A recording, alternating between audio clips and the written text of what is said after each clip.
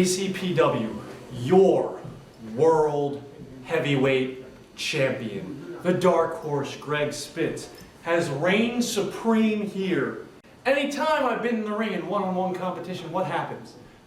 I hold my belt, somebody loses, somebody cries, somebody walks away. But lately, the competition's getting a little thick, and I guess people don't remember who I am. Let me tell you who I am. You know what, better yet? Drew Blood. Tell these people who I am. Do you want to know who he is? I'll tell you who he is. He's Greg Spitz. Thank you. See that? Drew Blood knows who I am. Drew Blood's been up and down the road with me. Drew Blood's been in the ring with me, even here at ACPW. And what happened? An amazing wrestling contest. Fair. Down the middle. Nothing going on. Just two grapplers going at it. And what happened? We walked away. We shook hands. We had a beer. We smoked some... We didn't do that. We had a beer. We established wrestling. That's what we do. You know who I am? I'm Greg Spitz. I'm the champion. I don't need to tell you. Let me find someone else. Devin Moore. Tell these people who I am. It's very simple. He's Greg Spitz, the champ. That's it. I'm the champ. Devin Moore. Been up and down the road with me. Been to bars with me. Been No, I don't do that stuff. We split some beers. We wrestled some shows. We know what it's like to be champions together. These are two phenomenal athletes, and they know who I am. So I guess the pecking order is established. You got Drew Blood and Devin Moore up here. Greg Spitz a little bit higher, out of camera view, but it doesn't matter. You get the point. The point is this. Some people are stepping on some people's toes. Some people being within the group. Zach Connor. One punch, you laid me at one punch. And if it wasn't for my twin brother, Chris Crude, coming in, performing CPR on me to help me, revive me, get me back up on my feet and be the true champion that I am, well, I might still be out from that one punch. Zach Connor, you think you got a lucky shot in? I think you got a lucky shot in. And you want a shot at this title? Well, when's the last time you won a match, Zach? You've been falling down on your back for a 3 count every time we've teamed. Every time I've lost here, it's been your fault. But when I'm in the ring by myself, I'm dominant. What else? What else? Dr. Ruthless. Big, huge Dr. Ruthless. The man who gave me the worst injury I've ever had in my career. In 8 years, the worst injury I ever had. Dislocated pelvis that I still suffer from today. My leg falls asleep sometimes. Because of you, Dr. Ruthless. You want to take a shot at me? You're not good enough for my bribe, for my money? To lay out Ron Starr? Well, guess what? No more money being handed out. I'm doing things on my own, unless I get enough money to pay off somebody really big. Dr. Ruthless, you want a shot at my title? There's a battle royal tonight. Tonight there's a battle royal for the #1 contender to my title. And whoever wins it gets a title shot at me. And you know what, Dr. Ruthless? You know what, Ron Starr? I threw around just a little bit more money. And Ron Starr, I don't know why I brought your name up. I guess it's on my mind because you've been plaguing me since the dawn of ACPW.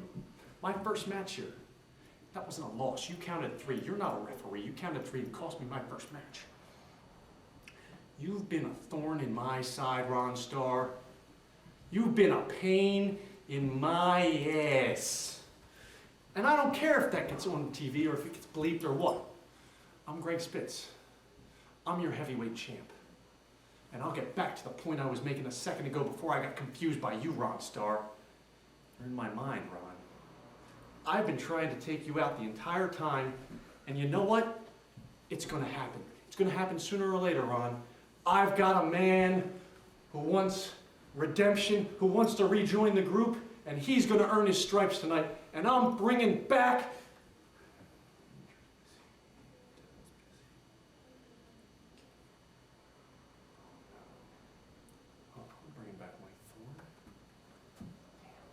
All right, anyway, I spent all that money on the guy I spent all the money on you, Dr. Ruthless, and you, Zach Connor, to prove a point. I bribed the officials here to make a match. You two want a shot at me so bad, it's not gonna happen, because you have to face each other tonight. You're not in the Battle Royal. I'll beat up CJ like I always beat up CJ because it's CJ O'Doyle. Nobody even knows who he is because he's the commentator. I mean, really, I'm Greg Spitz and he's the commentator. Drew, come here. What's up, buddy? Who's C.J. O'Doyle? Huh? Exactly. Devin! You're way up high. What's up? Who's C.J. O'Doyle? Who? Exactly, thank you. Here's the point. Everybody knows me, everybody wants a shot at me. Nobody knows you, C.J. Nobody knows you, Dr. Ruthless. Nobody cares about you, Ron Starr and Zach Connor. You're an upstart. And one day you might get a shot, but it's not today. And boys, you want to know why I'm on top? Because if you want to take my spot, well, you better build yourself a pine box, because nobody follows the killer. And now, introducing the man who came in a close second in the World Television Title Championship matchup. He is biologically his own stepfather, and he does not break wind, he destroys it. With his lovely personal trainer, Chrissy Rivera, weighing in at 229 1/4 pounds, Chris Crude. Oh my gosh. Oh. Crude, it's okay. It's okay. It's not okay. You got it. It's all not right. okay. You don't understand. Listen, I do understand. I don't think you We're do. gonna start over. How many TV titles have you lost in your career? None. I've only lost one. And it hurts. It hurts really bad. We can't start over. There's no starting over, Chrissy. But I have a new You just diet gotta- plan. Oh, I new have diet? everything. Yes. Chrissy, I don't need a new diet. I was doing awesome. I was Goldberg, only Christian. And talented. And much better looking. And in better shape. And I was taller. And I did a better spear. I even had a better jackhammer. You did. I know that. I know. I was awesome, Chrissy. You know, I don't need a new diet. I need something for my head. Chrissy, it's horrible. I'm seeing Maverick everywhere. This morning when I woke up and I was thinking to myself, who's next? I had nobody in mind because all I saw in the mirror was Maverick. You don't get it. I walk in the supermarket down the aisles. I'm seeing little kids wearing their Maverick masks. I was undefeated, Chrissy. And now all I see is Maverick. I used to see my beautiful face. I haven't shaved. Look at me. It's horrible. I don't know what to do with myself anymore. And now you want to put me on a diet? No! What are you doing? No! He takes his stuff way too seriously.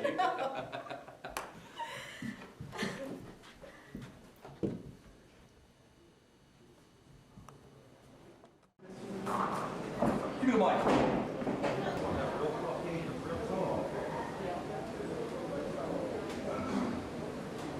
The following exhibition is scheduled for one fall to curfew. Introducing the undefeated twin tandem, your world heavyweight champion, Greg Spitz, and his twin brother, Hot Chocolate, Chris Crude. Accompanied to the ring by their personal trainer, Chrissy Rivera, they are the American Male Review.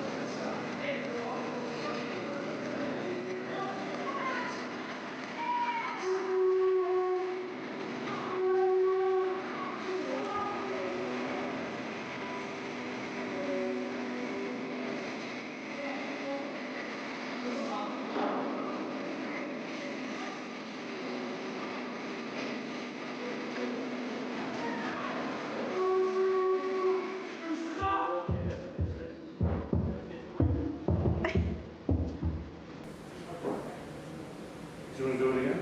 The American Male thing? Please say spare us! Oh, please spare us. I'm not sure if they're just trying to get the crowd into it or they like touching each other. Stop wasting time. It's all your time. It's all your And you better react to us! Oh my God! They are so good we had to give it to you twice. The following exhibition is scheduled for one fall to curfew. Introducing the undefeated twin tandem, your world heavyweight champion, Greg Spitz, and his twin brother, Hot Chocolate, Chris Crude. accompanied to the ring by their personal trainer, Chrissy Rivera, they are the American Man Review.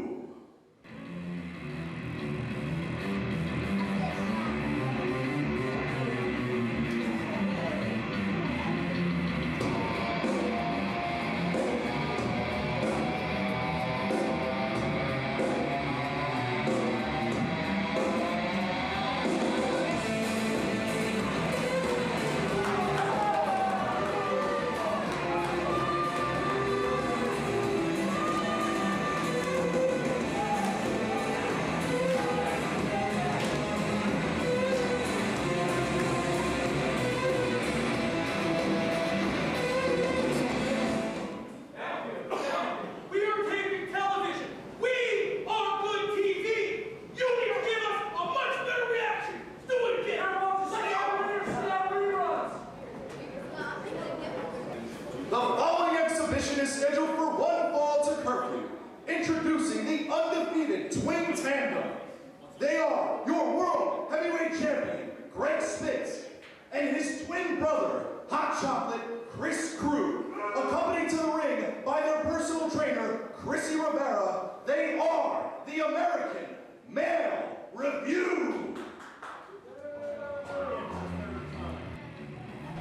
The American Male Review. Greg Spitz and Chris Crew.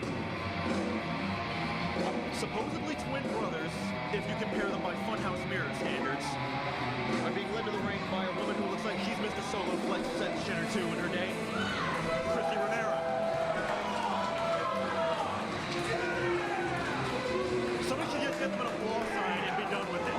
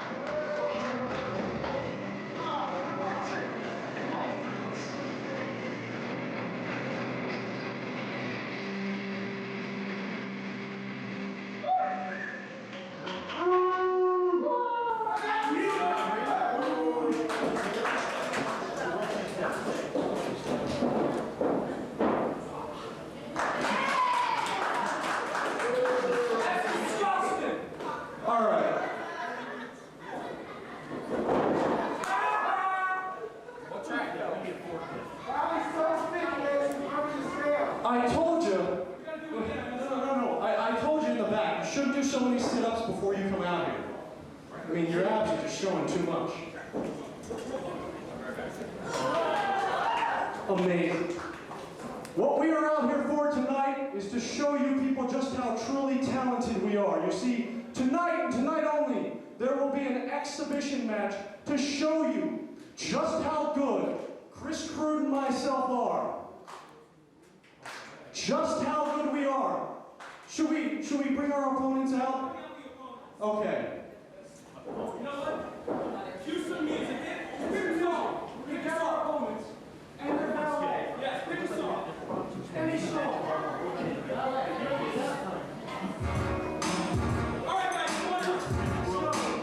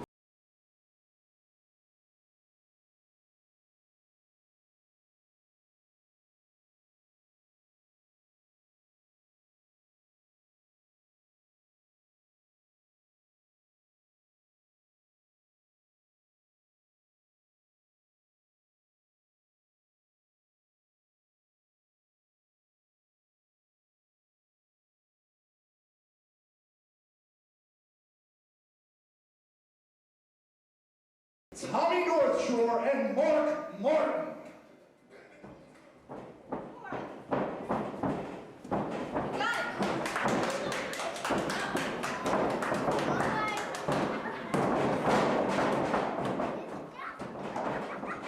Oh, real big men. Get her out of the way! Get that trap! Make fun of your opponents with housewares when you know they're not there to defend themselves.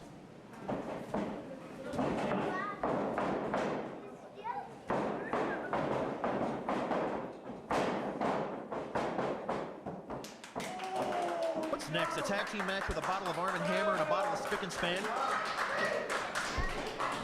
This is just ridiculous. But in all honesty, anybody looks like a broomstick next to Chris Drew, so guess it's not a far stretch.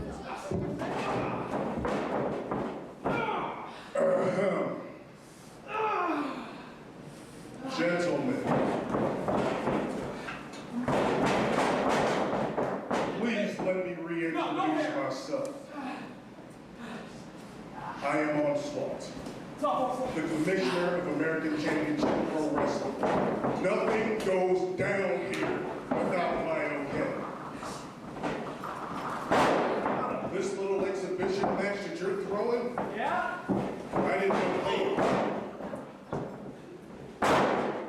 All this silliness that you got going on, I don't find it funny. Hold them up! Not one bit.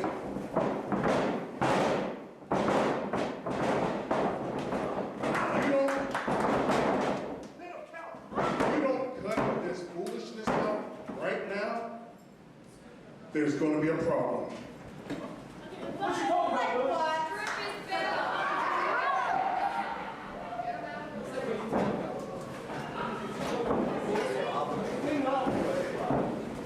Willis?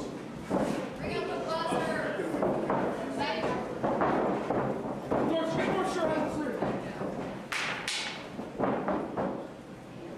get out of my ring.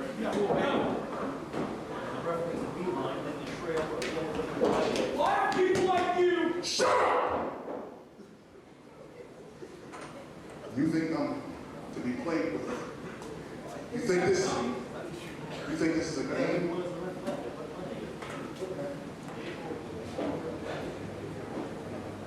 Okay. How about this? Come to me, please.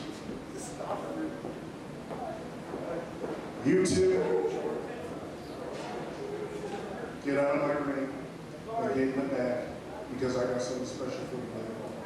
Always trying to hold back. Shut up. I don't mean to play the race card, but come on. It's obvious that we're getting discriminated against. Okay, so I'm going a little bit. Alright? Here's what we're gonna do. Since you guys think everything is nice and funny and light and jovial, and it's the season of giving, So you so get out, forth and so on. Here's what's gonna happen. Tonight, matter of fact, right now, I want a battle royal. I just remember, I only work for main events, I don't do those. And I don't work, so. You won't in a minute. Now, I gave you a list earlier of people I wanted in this battle royal. I did show you, Joe. You're going to announce my battle royal. And not only are you going to announce my battle royal, but here's the new stipulation for this battle royal. What? The winner of the battle royal becomes the #1 contender for the ACPW heavyweight title. Oh, this guy. Oh. You know how to That's right. Where's the smile? Where's the giggles? Oh, when your title's on the line and they want to make the big bucks, even your friends turn on you, huh? No, we're not friends. Okay. Anyway, Mr. Announcer, would you please do the honors and call down the competitors for today's Battle Royal for ACPW's Heavyweight Championship? I'm not going to do it. Ladies and gentlemen, the following is a #1 contender 15-man over-the-top battle royal. First 13 over the top, last 2 is a pinfall to decide the #1 contender for the ACPW Heavyweight Championship. I'm prepared for this. So tonight, somebody wants to re-enter my group, somebody wants to re-enter my fold, fine. I paid the money. I bribed your assistant to get him in this match. And you know what? I'm going to bring him out here because he wants to prove himself to me. He's got one more shot to prove himself to me. Ladies and gentlemen, the first entrant in the Battle Royal, Mike Thorne! Yeah! He's going to prove himself.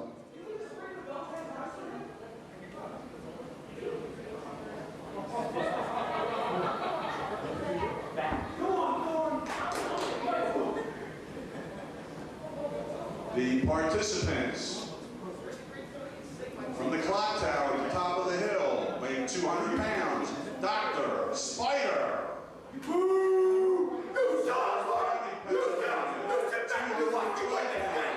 Andrew Steele. From Philadelphia, 250 pounds. Downtown, Mike Brown. And I'm being joined as we speak by Mr. Spitz, the world champion.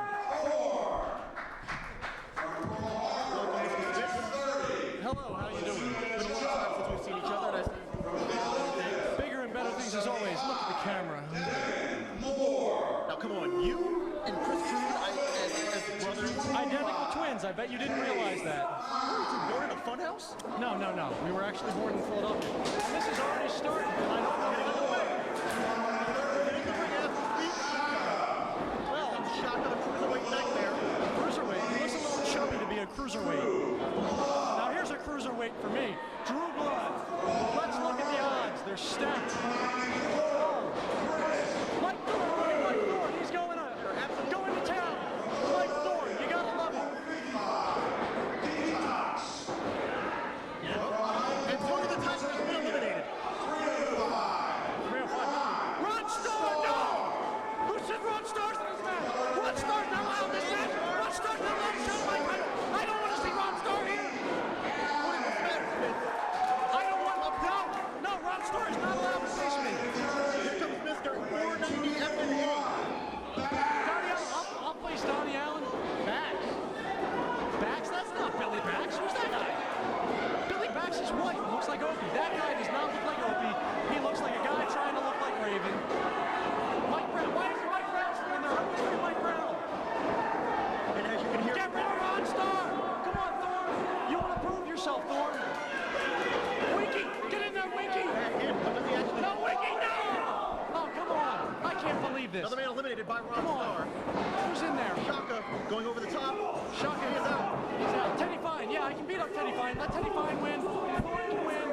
Thorne, get rid of it. Donnie Allen, I'll fight Donnie Allen. That's fine. Chrissy. Why does Chrissy in the ring? Come on, Chrissy. Get rid of him. You should Get have a rid of budget him. personal trainer, don't you? She is in phenomenal condition. Where's Drew Blood? Where's Devin Moore? I will fight either of these smaller competitors. Oh, that's it. There's the first ever 80-proof punch. Come on, stay in, Thorne. And Chrissy is out. Chrissy's out. Get in, Crew. Get in. Save my belt. Chris Crude attempts. Throw out Ron Starr. That's all I care about. Who does Ron Starr think he is? Put Ron Starr in a match with a shot at me. I don't want to see Ron Starr out there. I don't want to face. I mean, I can beat Ron Starr. I beat him before. I did it all by myself. Okay. I did. I swear I did. Okay. Oh, Shining Wizard by Drew Blood. It's amazing. In a battle royal. I saw him do that at 3PW once, and Teddy Fine just wasn't going to take it. Maybe I can just have a seat back and just let you. Probably. I'm just going to go off here, and because I'm good on the mic. Man, Tash, I am. Come on, Thorne. No. Oh, no. Come on, Thorne. I paid you a lot of money to join me. Come on, Devin. your boy Thorne is getting lit up right now by Ron Starr. Oh. The man who's probably out of who's left. Wow. Oh, no. Throw Ron out. He is Someone gone. needs to get rid of Ron. Ron is on a hot streak here with 3 eliminations. Chris Crude takes 3. The shimmy, the shake, and the kick. Oh,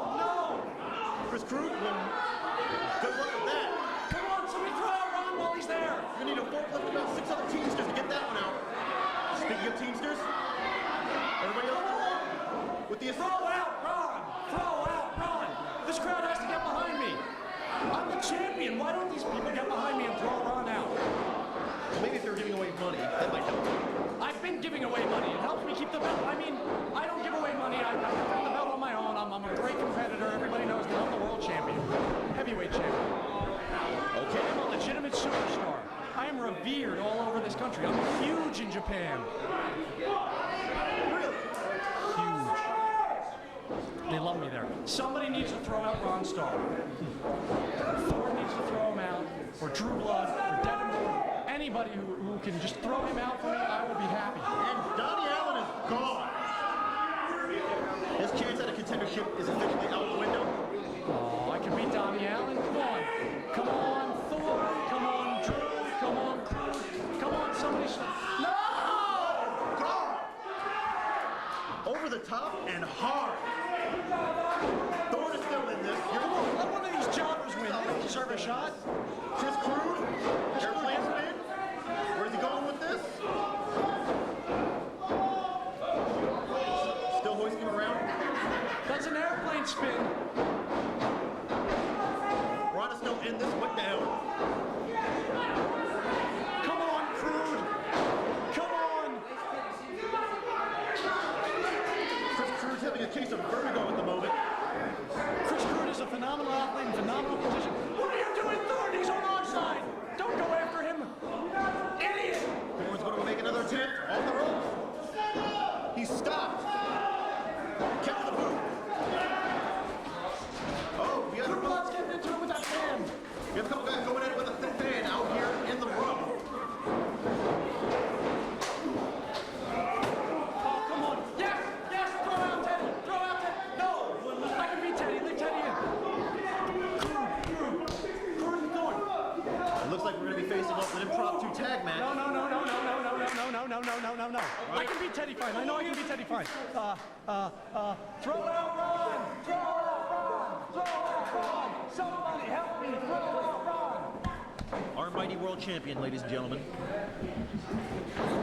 Showing the intestinal fortitude that made him a champion. Why'd you jump out? Ron's still in there. Chris Crude is gone, and he takes Teddy with him. Teddy gets dumped on his head hard. That's it. Come on, Thorne. You got him, Thorne. Get him, Thorne. And now it's officially a one-on-one. Come on, Thorne. You'll be back in the group, brother. Teddy got dumped on his head Back pretty in the hard, but his group. hair still looks wonderful. I've got a plan. I know how to beat Ron Starr. I've got a plan too, and it should be that Mike Thorne should pull up his pants. I'm seeing a side of Thorne that I never wanted to. Running needed the head of Ron Starr. Pulling him Come up. on, Thorne. Choke him out. Choke Ron. Beat Ron. Get Ron out of here. Ron can't have a shot. My belt. Leverage. My belt. It's my belt. He's not allowed to have it. Ron's not allowed a shot. He's not allowed to be in the ring with me. I just don't want to face Ron Starr. Come on, Thorne. Get him. Get him, Thorne. Thorne's got the advantage here. You Roll the do it. big punch. Ron into the turnbuckle with Thorne. No. No. No. No. He is down. Mike Thorne is in some serious trouble. Spitz is clutching his title like it's his blankie. No. Come on, Thorne. Get in there. Get in there and beat Ron. Come on. Ron standing back, sizing up his target. Thorne rolls on the back. I'm going to get that.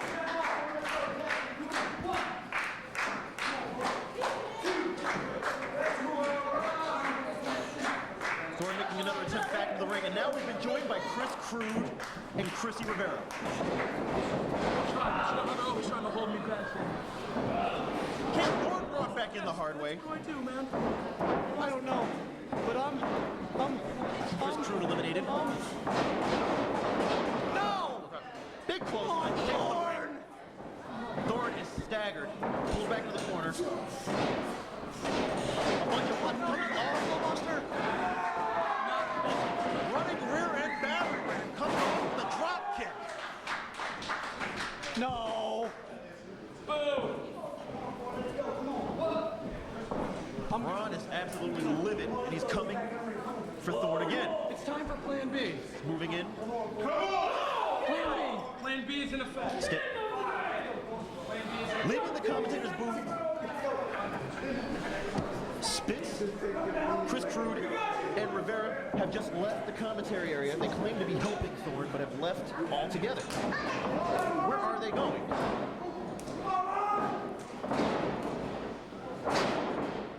Thorne and Starr trading blows in the ring. Back to the action. Ron back on top of Thorne, poking him, cinching him up. Big suplex. Brought him down hard. Cover.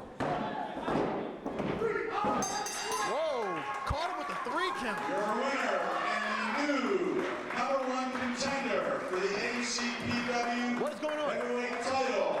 They're back with the table. Star. Spitz and Crude are back with the table. Starr has won the match.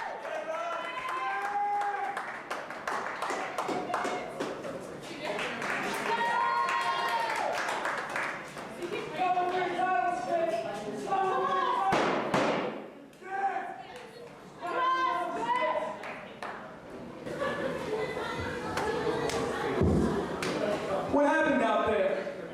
I turned my head for a minute, and you get me eliminated.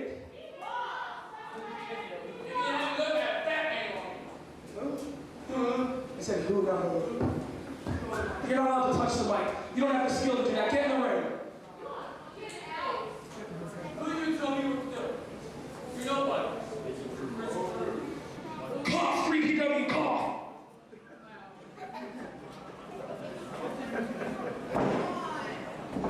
Get in the ring. This is absolutely ridiculous. So are you. No, I'm absolutely over. I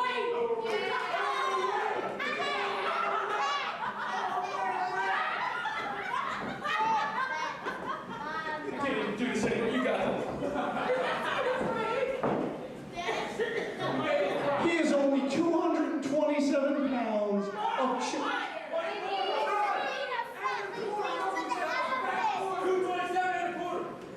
He lost the quarter earlier today. We did a lot of crunches. Chrissy showed us some new ones.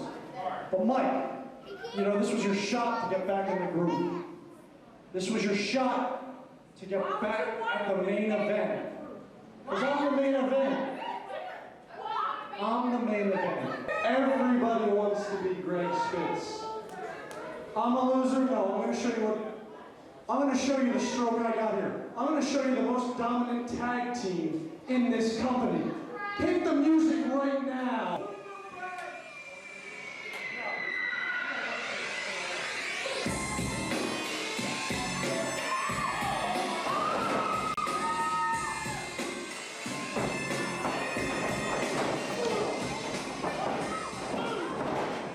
Thorne being absolutely demolished by the new Crash crew.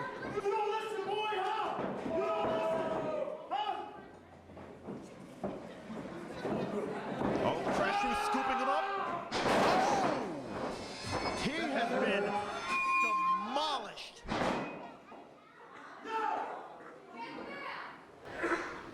They're calling for the table. Thorne is in serious trouble.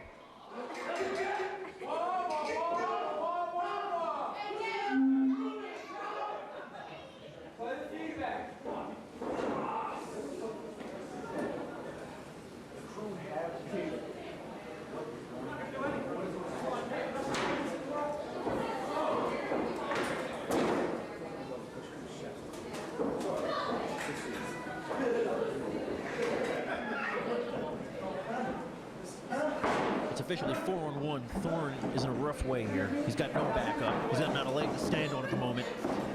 And it looks like he's not going to have a back to use either. Being pulled to his feet, he's dead weight. He barely looks conscious at the moment.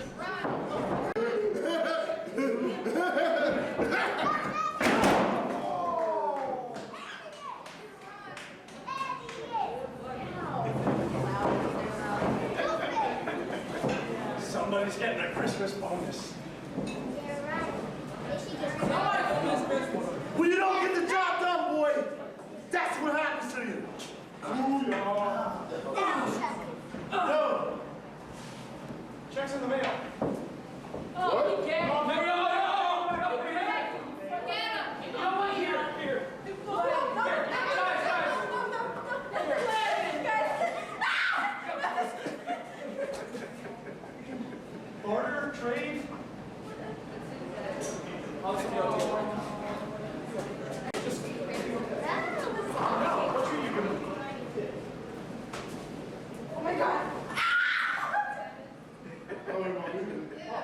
And the crew is leaving with Christy Rivera. And the video will be available for $14.95 online. Mike Thorne absolutely demolished, and Christy Rivera is probably going to be in the same boat by tomorrow morning.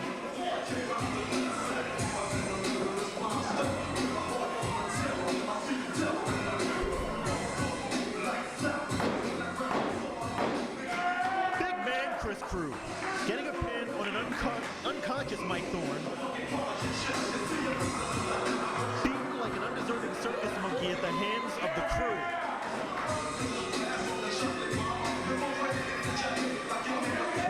I think Mike Thorne might be asking Santa Claus for a new spine for Christmas. And I'm being joined by the champion once again. Chris Crew, you're not about a hand and neck. I'd love some hand and neck. Oh yes, but you're standing there a big man. Not only did you have to pay a check to the crew, but you also gave them Christy Rivera? Yeah, I'm a little low on funds. It's Christmas time. Chris, you'll understand. It's all for the good of the group. A deadlift spine buster to put Thorne through the table. He's absolutely demolished, and I'm pretty sure Christy Rivera will feel the same way by tomorrow morning. Well, small price to pay, you know. This is what happens when you don't listen to me.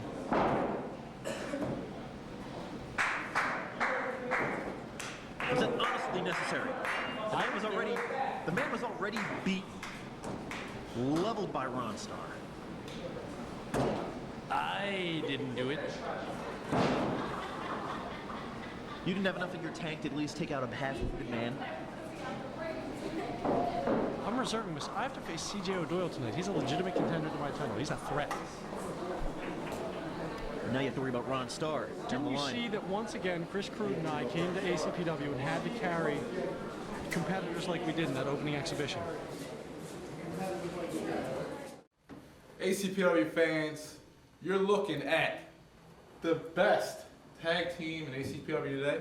Eric Chappell, Aramis, now collectively known as Aftermath. What? What? How are we the best? What are you talking about? We haven't even won yet. What are you talking about? We haven't won. Who cares? We're the best tag team in ACPW today, no matter what. It doesn't matter who we face today, whether it be Notorious Inc., Crash Crew, Hate Breed. Wait, Crash Crew. What about it? I'm white. I didn't sign on for that. They don't like white people.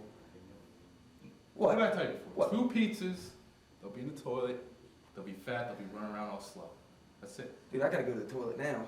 Well, you cut that crap out anyway. That's what it is. Anyway, tonight, whoever we face, we're beating. Bottom line. One way or another.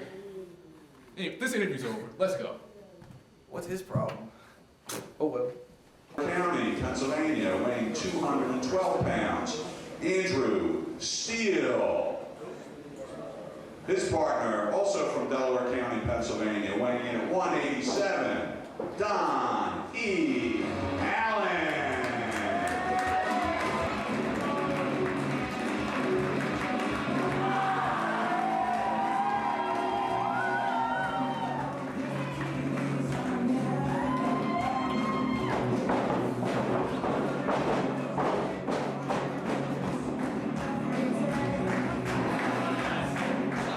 Their opponents first, from Philadelphia, weighing 200 pounds, Aramis. And his partner, from Baltimore, Maryland, weighing in at 185 pounds, Eric Chappell. Together they are the Aftermath. I'm gonna guess this is a battle of 4 losers who don't deserve a shot at my title. But I like Aramis. Big fan of Aramis. They could be saying that if they won the Battle Royal. Hey, if one of them would have won the Battle Royal, I would be happy to face any one of these 4 guys for the title. As a matter of fact, any 4 of these guys should talk to Ron Starr and trade, because Ron Starr is told. But how did you do Ron Starr? And that's what you have to worry about.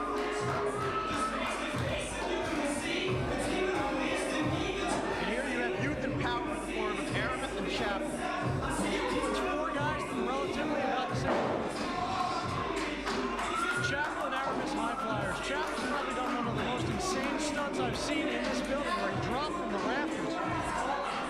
a decent amount of high flying with some decent strong style. Strong style, yeah. Do you know what strong style is about, kid? Do you know who I am? Do you know I'm huge in Japan? Why? I know strong style. I have international gold. Not just this, other stuff. That's in my bag in the back. I might even wear it out later. You should. I should. You know why? Because people like me. People want to be me. People are jealous of Greg Spitz. You know, people pity the weak. The jealousy you have to earn. Apparently, a rock, paper, scissors match needed to determine who's going to face off here. Usually I go with paper.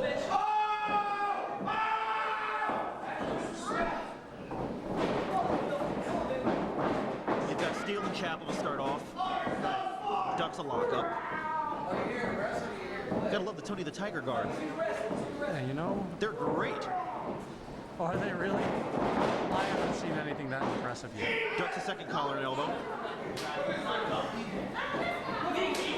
Chapel not enjoying himself so much. Steele, on the other hand, seems very pleased with himself. Yeah. Thinks he has a speed advantage at the moment. Clothesline duck. Big arm drag. And another. If they do 10, that's gimmick infringement. Comes off, spinning head scissors. Beautifully done. Steele's a bit staggered. Steele's really staggered. And Chapel pulls down the top rope. He goes over. Donnie Allen rushing around. And Mr. 498 himself over here to console his tag team. You know what? I was like higher than that every year I was in PWI, so Donnie Allen doesn't impress me. Really? I mean, I've read through it the last couple of years. I don't recall seeing the name anywhere in the Last 3 years. Check again. Maybe I will. I was at 472 3 years ago. That's higher than Donnie Allen prides himself on. I don't see you wearing shirts since State. Yeah, because I don't need to claim that I was in a magazine that's a farce to get over. I do it by winning gold. Now we have an interesting matchup here in Aramis and Donnie Allen. Donnie Allen definitely the conniving, cunning, more, veteran. Yeah, but Donnie Allen's had like 97 concussions. All Aramis has to do is tap him on the back of the head and he'll win. And I've seen Aramis kick guys in the back of the head. I sincerely doubt that. Oh, you watch. Hit him in the back of the head. Donnie Allen will drop. He's never been the same since that ECW match he had with Stan Hansen where he lariated his head off. I remember that.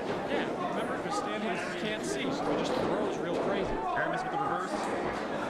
Go behind. Interesting. That match was actually supposed to be super strong. Frank Cody against Stan Hansen. And Frank Cody found out he was facing Stan Hansen and left the building.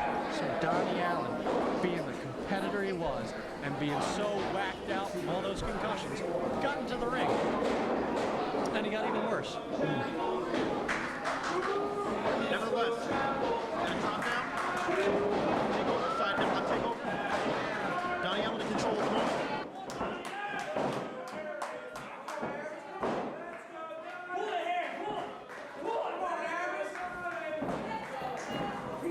Aramis with the size advantage, and he shows it here. Picks him up, throws him back over. See, there's that skill. See, I could have beat all these guys.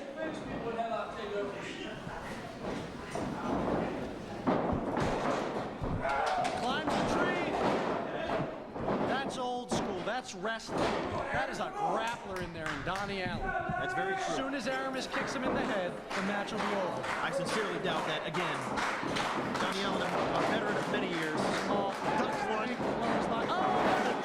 There's a kick in the head. It's over. Drop kick by Aramis. Oh, you could have covered and beat him there, Aramis. Sticks up Donnie Allen. Allen off the ropes. Big shoulder tackle by Aramis. Cover. Donnie Allen rolls through. Crowd giving a chant of 498. See, it was my mistake. He should have kicked him in the back of the head, and he would have won this match. Scoop. Flex by Aramis. A little bit of the inexperience right there is he's kind of close to Donnie Allen's partner, that Steel. But with the suplex, he managed to get the ring position back. Yeah. By where he released it. You know, in order to be a better tag team, I'm no stranger to tag team competition. You should cut the ring off. You shouldn't let a guy here come in.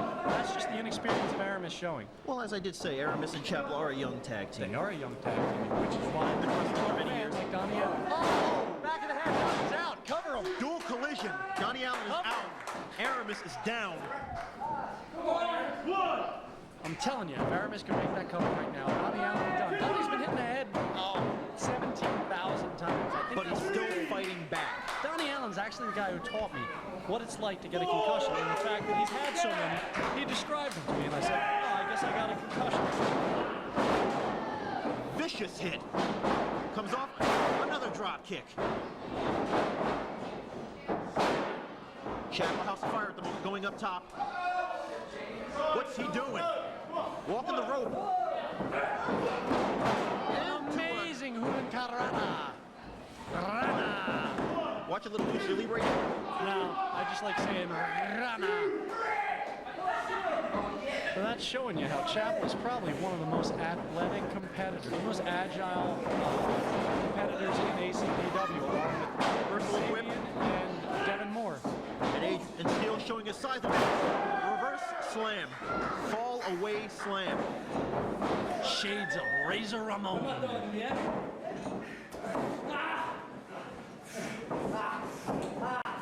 And a modified chicken wing here. That it is. I don't think he's going to tap on this, though. He's oh! Nice Boot in the maneuver stomach. there.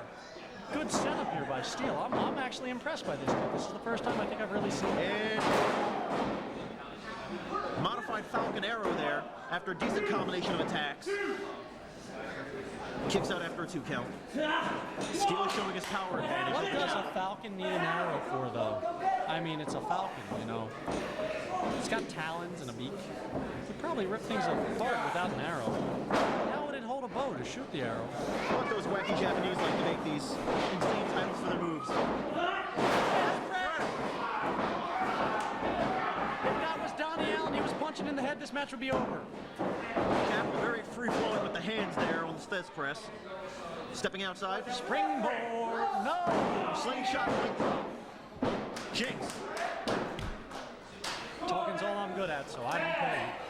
Aramis tucking himself in. I don't really understand that.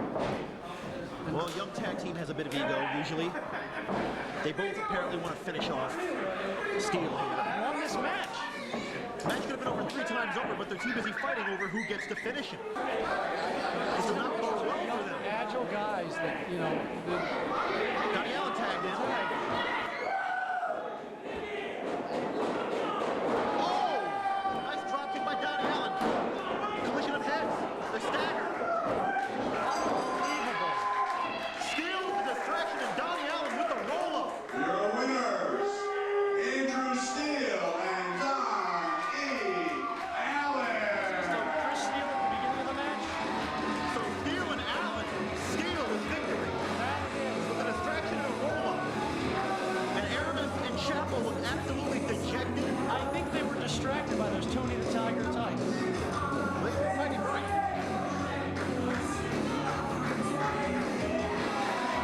And now they're too busy trying to sort things out.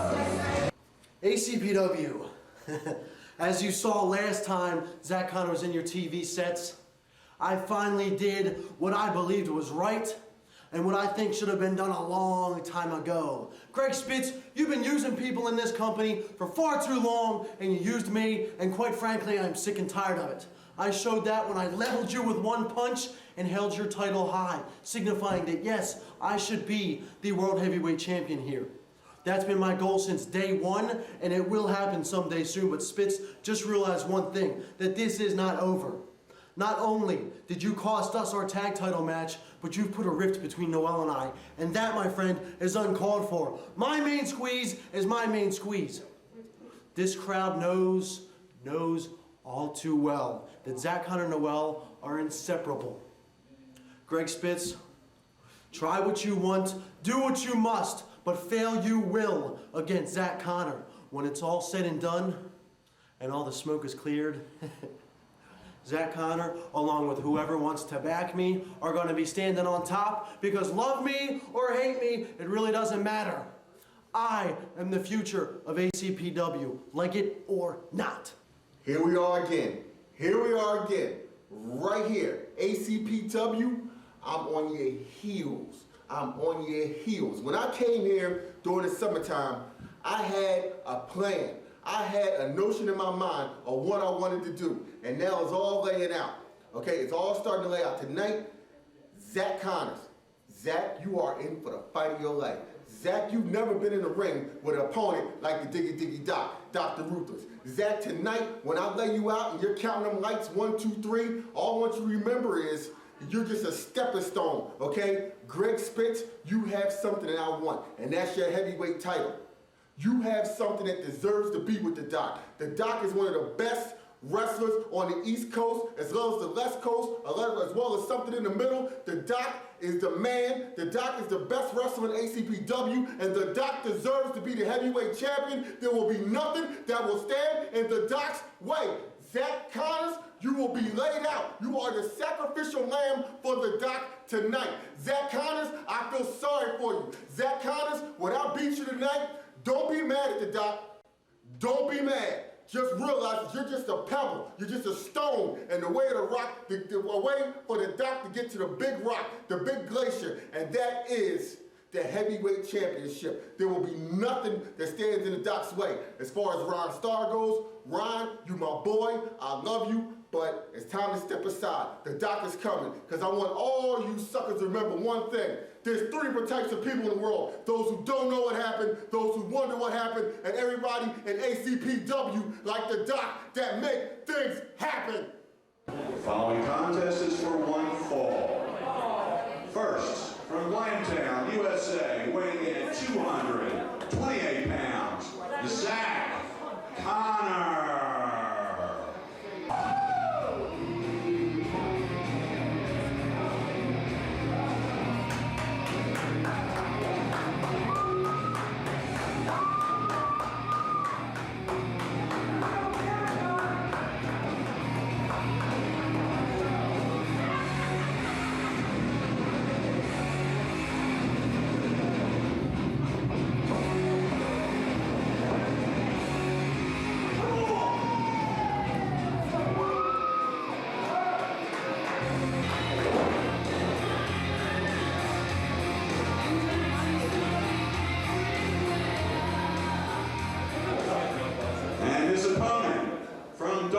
Pennsylvania, weighing at 385 pounds. He is the Doctor, Dr. Ruthless.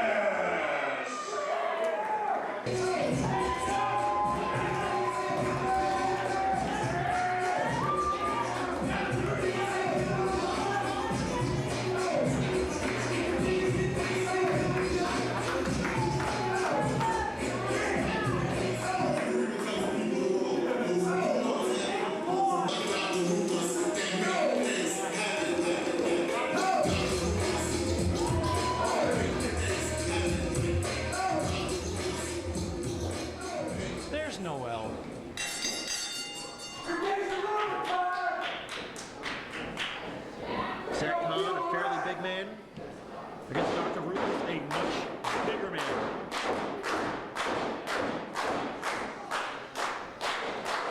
Connor not at all happy.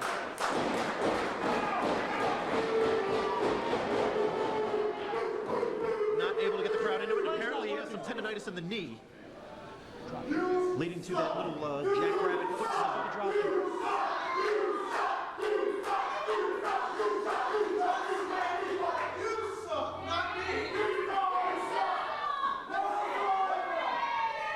Well, Zach Connor and the crowd in disagreement here over who sucks.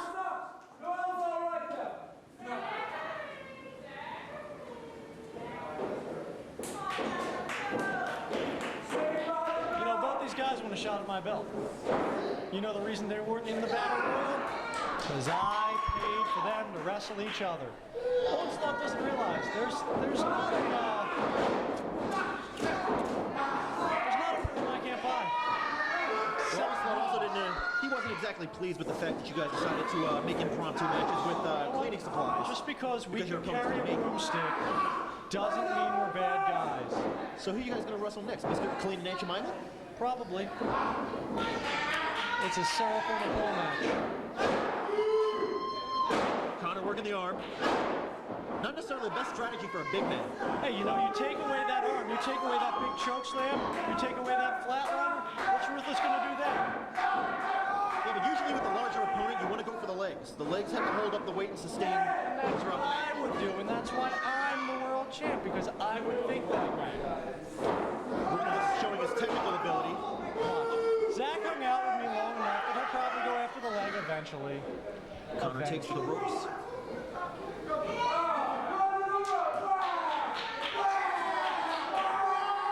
And this crowd does not like Zach Connor. Now, I have another posing question. He's raising the roof! You can't do that. That's gimmick infringement. Well, apparently he can. As I was alluding to earlier, I have a poignant question. Why exactly are you paying these guys off to wrestle each other? Is it out of fear that they may climb for the title, everybody? Oh, we have a roll through. No, that's a cross arm breaker right there. Nice submission.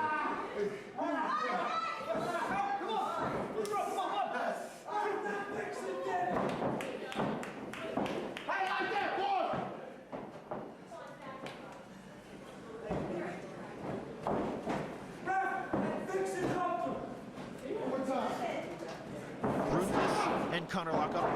Shot to the head. Another shot. Make it 3, 4. Double axe. Working the vicious lefts and rights.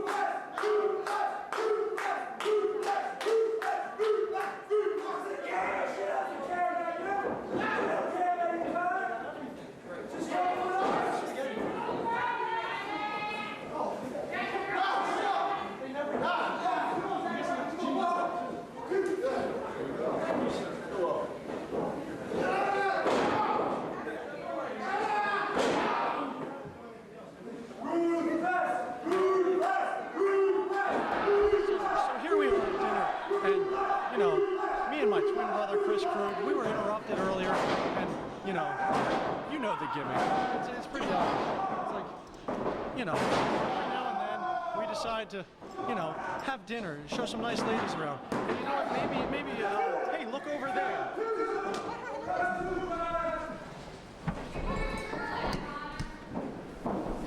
I really like. Thank you, Greg. Greg, what are you? Love that belt, don't you? I love it. Here. Yeah, how about You're real pretty, Noah. I really love it. Yeah, that's nice you give me. I hope this is clean. I think I need something to drink. You okay?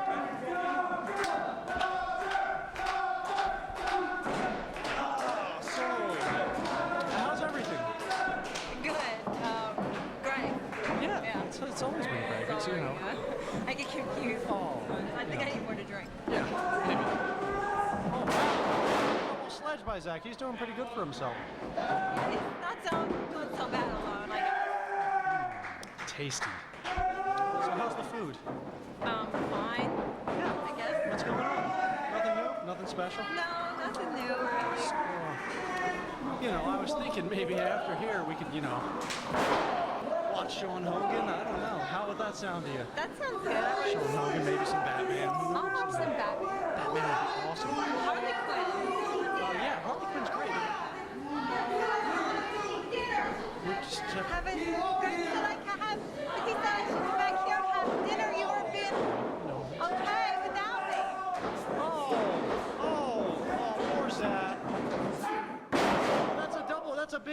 you better take a look at that, you know. Yeah, but...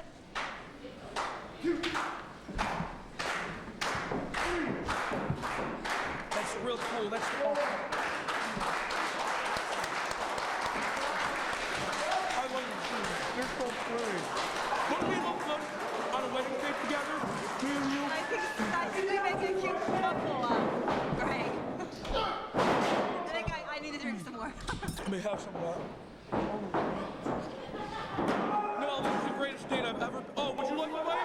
Thank you. Oh, go right ahead. Here, just do this. I'm just... Greg said I should come back here. He said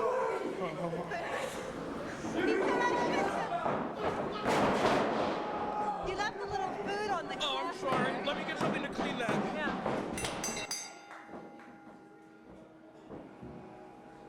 Your winner, the Dr. Upland.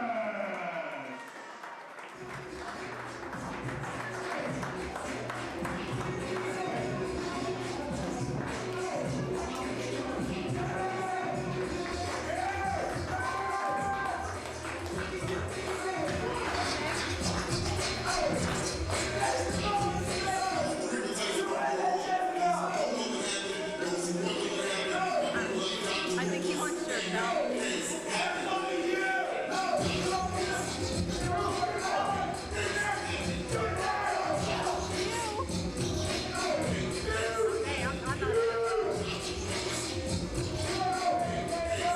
Why does everybody want to pick a fight with you?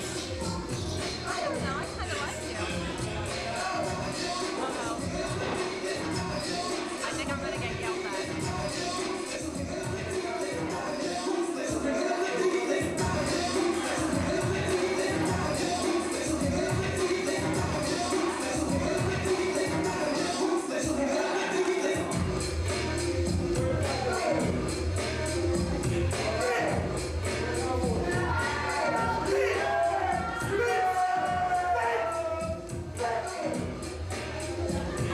ACPW, the Gemini Trojans are back in the building, and tonight we have one plan, one thing on our mind, and that's last month. Last month, Crash Crew, you came and ruined, absolutely destroyed our chances for the ACPW tag team titles. And tonight, like I said, we have one thing, and one thing we're going to do is get our revenge. There is a ladder that the Gemini Trojans will climb here at ACPW. And tonight, Crash Crew, just one more step for the Gemini Trojans to climb that ladder to the tag team titles. Crash Crew, going down tonight. Title time. The following contest is a tag team match. First, from North Philadelphia, total combined weight, 650 pounds. The two baddest dudes ever out of North Philly, the Crash Crew.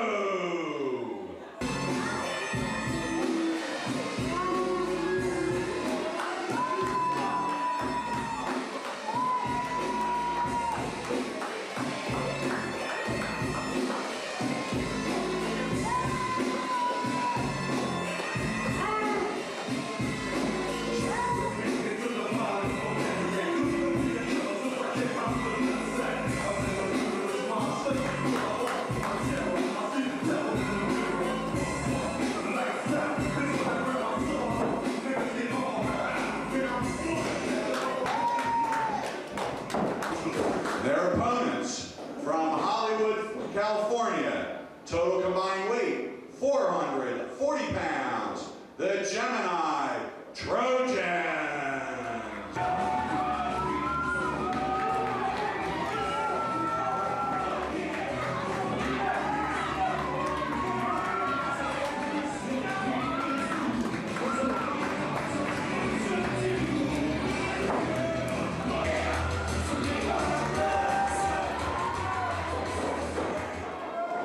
And Crash Crew, not willing to wait. Absolutely working them over. You'll have to forgive me if I forget names here, but I'm just going to call the action as I can. One half of the team is just sent through the ropes.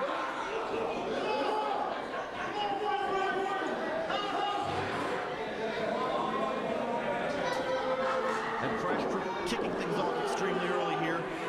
Laying them both out.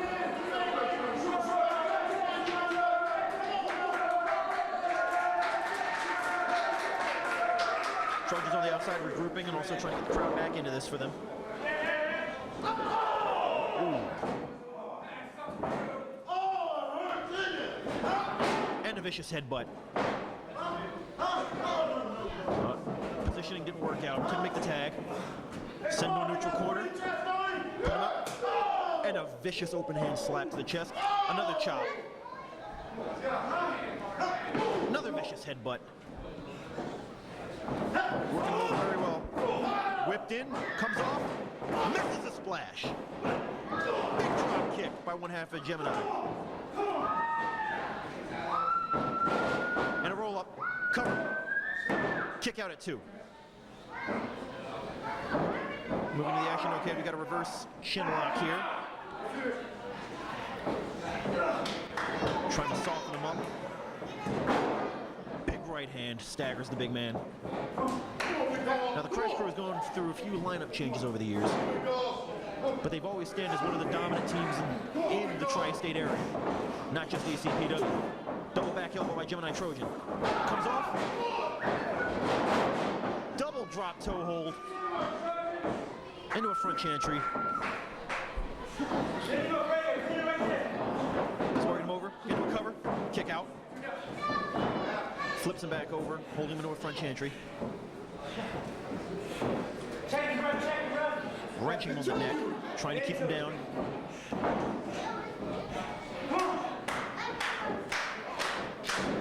Trying to find his way back up. Moving into it. Big right hand. Staggered into the corner. And the Trojans using great teamwork, cutting off the ring, keeping him in their corner, their side of the ring. Not giving him a chance to recover. Another right hand. And we have another tag. It looks like we're going to see some teamwork on this one. Double whip. Sent in. One kick. Takes another right hand. And a big clothesline. He held the leg down. Oh, looks like we're going to see a reverse leg lock here.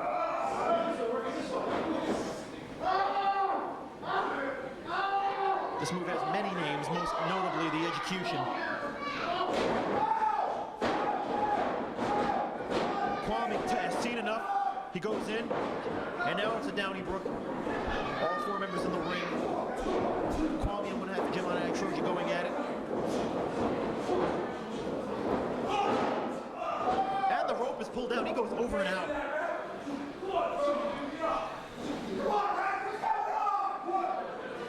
Action is spilled outside the ring on both sides. Into the wall.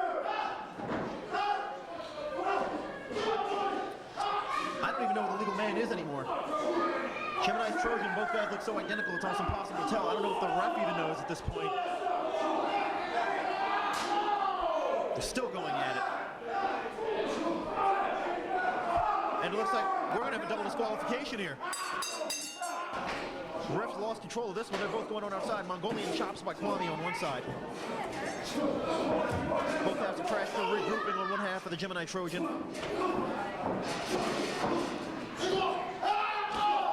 Into the wall again. And a vicious clothesline.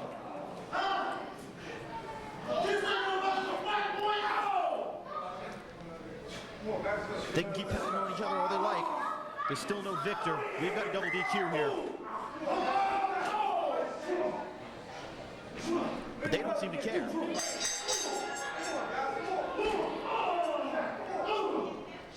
I think we're going to need some extra ring crew out here to break this up.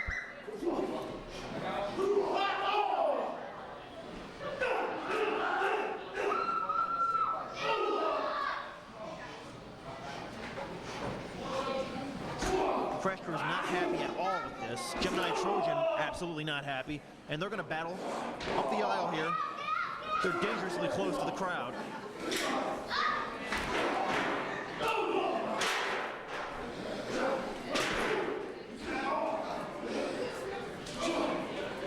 If I'd known any better, I'd say they were enjoying themselves. And a pizza box to the head. Referee's decision is a double disqualification. And they're still going at it. All the way up the aisleway.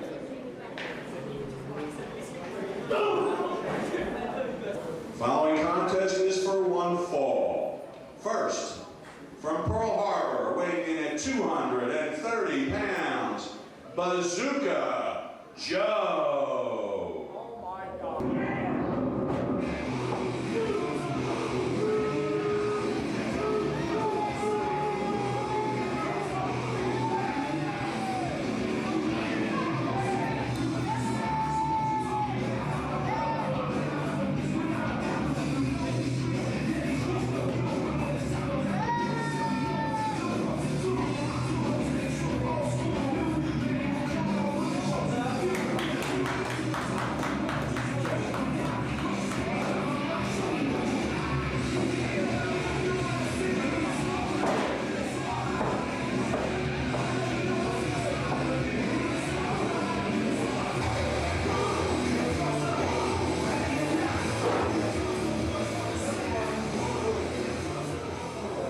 His opponent from Boston, Massachusetts, weighing in at 300 pounds and 12 ounces, Norm the Barfly.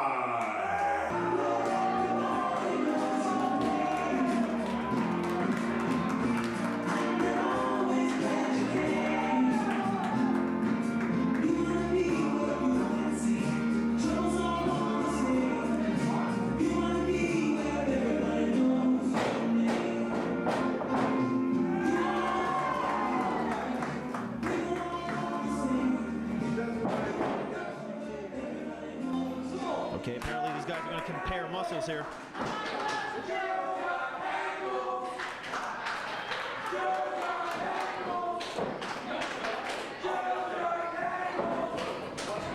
Apparently the crowd wants to give us some physical tips to Bazooka Joe. Now, Norm the Barfly, another veteran. He's been around this business for at least 10 years. Deceptively quick for a man of his stature and size.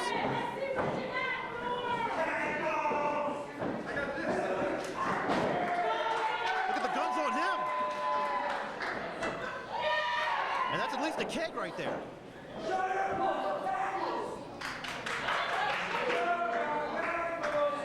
Bazooka Joe applauding him. Okay, now that we're done with the fitness and muscle. Here we go, lock up, side headlock by Norm the Barfly. Bazooka Joe pushes off. Didn't budge him. Didn't budge him again. Barfly comes up with a 30, doesn't budge him. Duck one, comes off, and he plows him down. I'm surprised he lasted that long. Bazooka Joe still beside himself about this. He'd rather jaw jack with the fans than actually deal with Norm here.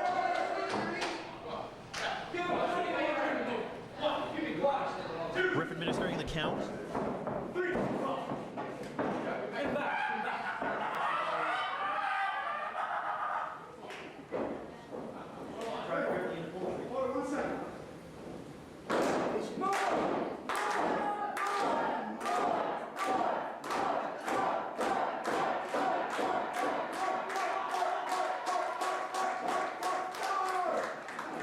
The fans are firmly behind Norm the Barfly here.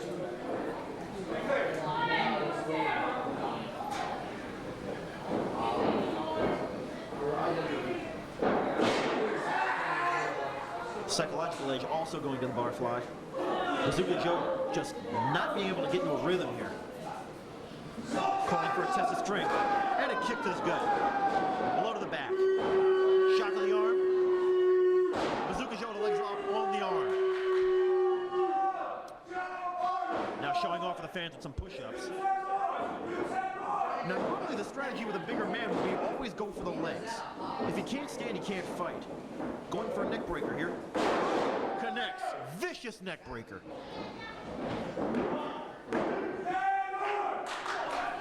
Bazooka Joe back in control here. Lost the psychological warfare early on in this match, but back in control now. Neither of those switches us up. suplex from Bazooka Joe. And here we thought the size was going to make much of a difference. Bazooka Joe showing that upper body strength. What an arrogant pin. You're never going to get him that way. Barfly kicks out easily at 2. Norm trying to get back to his feet here, being choked in the middle rope. Has 5 seconds to break, goes back to it. Ref is in there making the count. Breaks it at 4. Blow to the back. Barfly seems to be staggered here. Back on the arm with a reverse arm bar. And he's using leverage as well as body weight to apply more pressure not only to the elbow but to the shoulder. And then stomps down on it for extra emphasis on the move.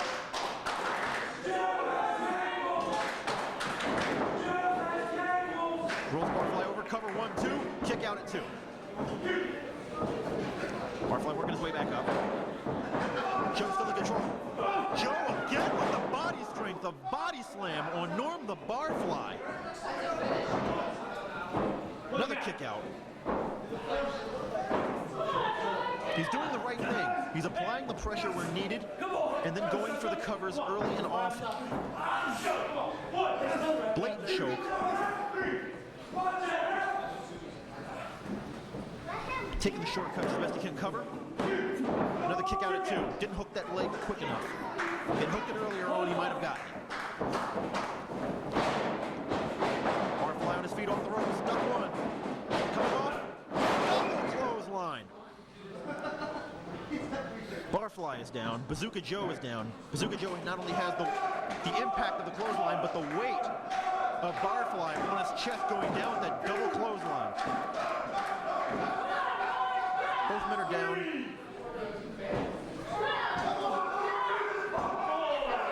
Both men working their way back up. Barfly's on a knee. He's got the ropes. Bazooka Joe also to a knee. Barfly staggered, but he's also his first to the feet. Bazooka Joe doesn't see what's going on. Turns around. Block, punch. Block, counter again. Block, counter a 3rd time. Barfly is in control. Another right hand. Bazooka Joe is in trouble here. Whip. Hits the corner. Barfly comes up. Big gorilla splash.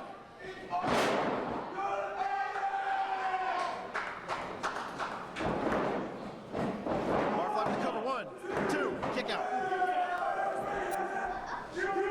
Barfly seems to find that second wind. He's back, control his back, vicious headbutt. But that may have done him more harm than good this late in the match. Vicious right arm. Whoa. Joe almost goes through the ropes there. Lift up, pound to the back. Joe counters. He's going for a single arm DDT, blocked. Counter. Barfly counters in. Belly to belly.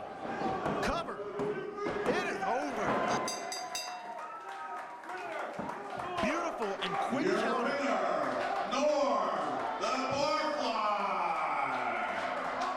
Barfly with the quick counter into the belly-to-belly suplex gets him the victory. Came back from catching a vicious beating in the early going after Bazooka Joe lost the psychological edge. All the shortcuts in the world did not help him win that match. Barfly picks up the victory. Wrap that up quick enough, you can make it to happy hour. Joe's on his feet. That's surprising. Most guys don't make it up after that.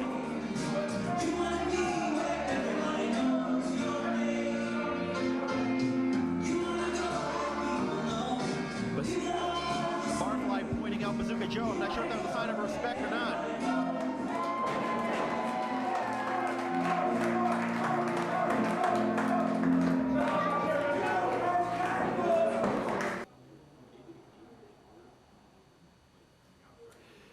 You see, Chris Crude, it's all about destiny. Since the very first ACPW show, I have been this close to the championship. You just happen to be the unfortunate victim in all of this. I've heard all the stories. I've heard all the rumors. I hear when you wake up in the morning, you see me. When you go to bed at night, you see me. When you look in the mirror, when you take a shower, when you're sitting on the toilet, you see me.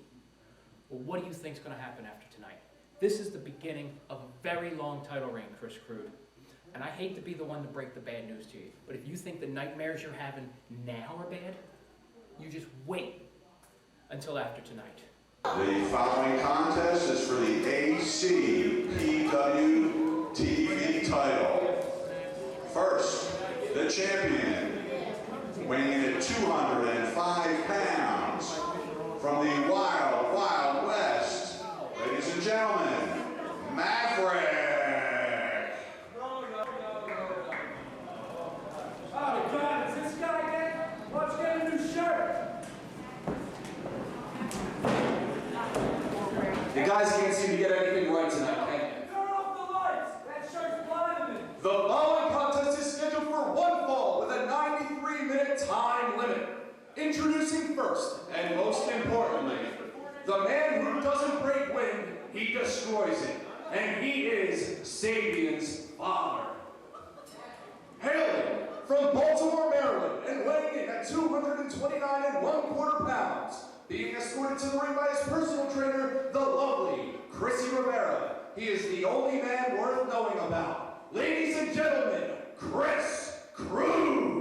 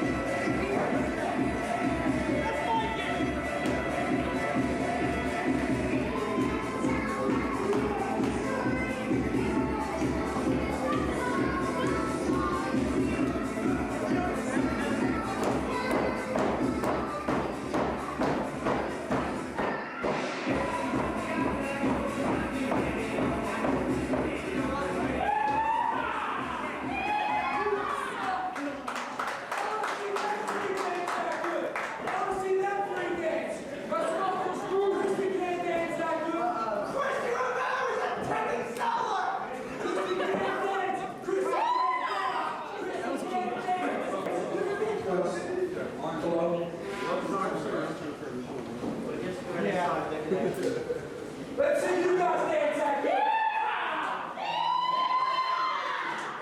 Excuse me, I've got something important to say.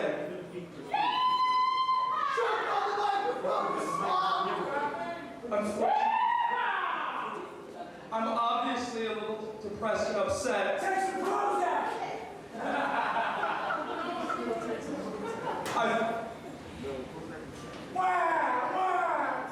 I've put on a little bit of weight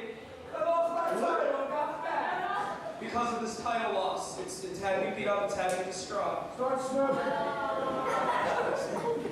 Listen, you used to have a very fit, well, hot body.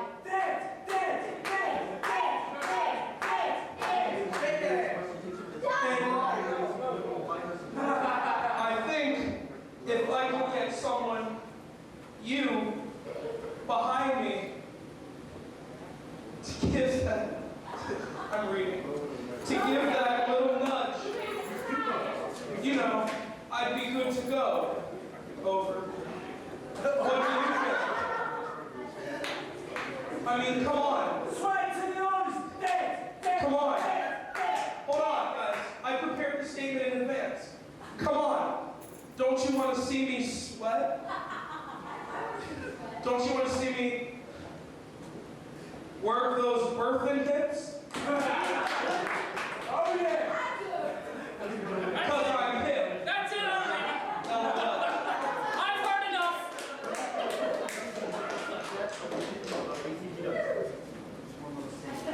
That's all I have for a prepared statement, so...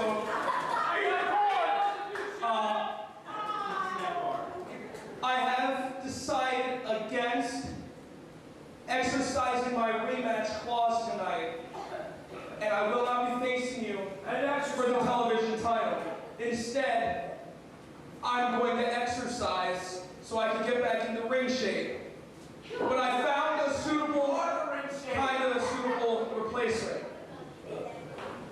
Ladies and gentlemen, from the void, weighing 200 and something pounds, Shaka.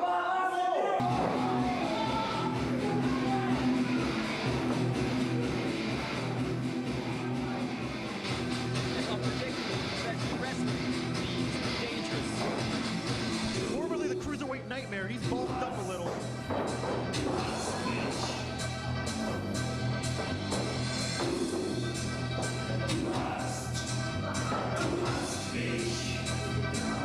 So Maverick has to contend with the virtual unknown here. And the fact that he's facing off with Shaka, who he's not prepared for. But at the same token, this opens up his original arsenal of moves that he would not be able to use on Chris Crude. When you're the champ, you gotta be ready for anything, I guess, and be a true test for the Cowboys. And as the TV title holder, he faced off every TV taping. Yes. We can't discount. He's come to get me. We can't discount the fact that Chris Crude and Chrissy Rivera are still at ringside, and if they stay at ringside during this match, that is yet another issue Maverick's going to have to contend with. It always poses a problem, but as Chris Crude said, he is actually leaving to go exercise himself back into shape. Okay, we should see him by the year 2010. And look, he's getting a head start on it now. It may take him half the match just to get back to the locker room. Yeah. Unfortunately, Scepter doesn't actually pass through here, so he's going to have to foot it. And there's the bell. And look, it seems to be doing his exercise routine right here at ringside. Let's see if that's a pattern. Aside from Chris Crude's aerobic routine, we have a match going. Yeah. And here we go. Big kick by Maverick. There's those arm drags he talked about. And another. He can pull your arm right out of socket with one of those.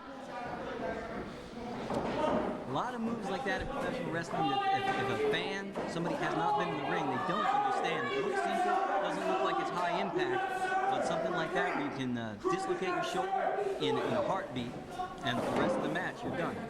That is correct. The subtleties of moves such as that, the drop toe hold, things of that nature, do take a long-term impact on the match. And aside from the shoulder damage it could potentially do, it also takes the wind right out of you, hitting that mat. Shaka taking a Muay Thai stance. Maverick matches him but catches a kick to the ribs. Shot to the back. Shaka in complete control here, pounding away on him. Again, that kick to the ribs. Hey, there goes your air, there goes your wind. You're thinking about that for the rest of this match. And continuing on from that kick, multiple knees to the stomach. Whip in, counter out. And Maverick crotches himself, Shaka crushes himself on the turnbuckle. Maverick may have the speed advantage in this one. Now Maverick's bailed. He's out of my line of vision. Where's he? Oh, there he is. Looks like Shaka is favoring his left knee or left ankle. Maverick apparently was using Chris Crude as a doormat. And now they're going to do some laps.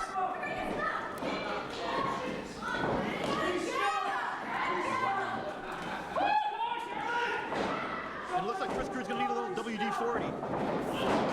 And a drop kick to the knee. You see, Maverick took his eye off the ball, and that's what happened. Even the champion has to be careful when Chris Crude is around the ring. Shaka sizing up his opponent. Big kick to the back of the calf. I heard that back here at our broadcast post. And I think he made Grapevine the leg with an ankle pick. Yeah. He's going for an early tap out. Most mixed martial artists will end a match with this maneuver. He's using it to wear him out. Big headbutt to the leg. Shaka's impressive. He's got quite an arsenal, and he's not afraid to use it. Shaka, big shot. Shaka's always favored the strikes, but right now he's catching a few in the face himself.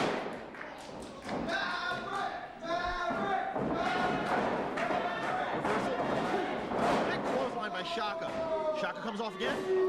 Big elbow. Very Great Muta-esque with that quick elbow. Cover 2 count, kicks out. As Shaka is bulked up to get out of the cruiserweight division, he's favored more of the strikes. He loves his running knees, he loves his running boots. Big forearm shot. And another. Maverick's on rubbery legs here. Big kick to the stomach. Another shot to the back. Can he weather this storm? I'm not sure. Up. Second win. Big right. And another. And another. Catches him. Beautiful side slam.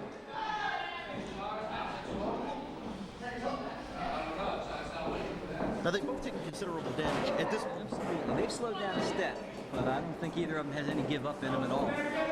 I would definitely have to say you're right here. Big running knee.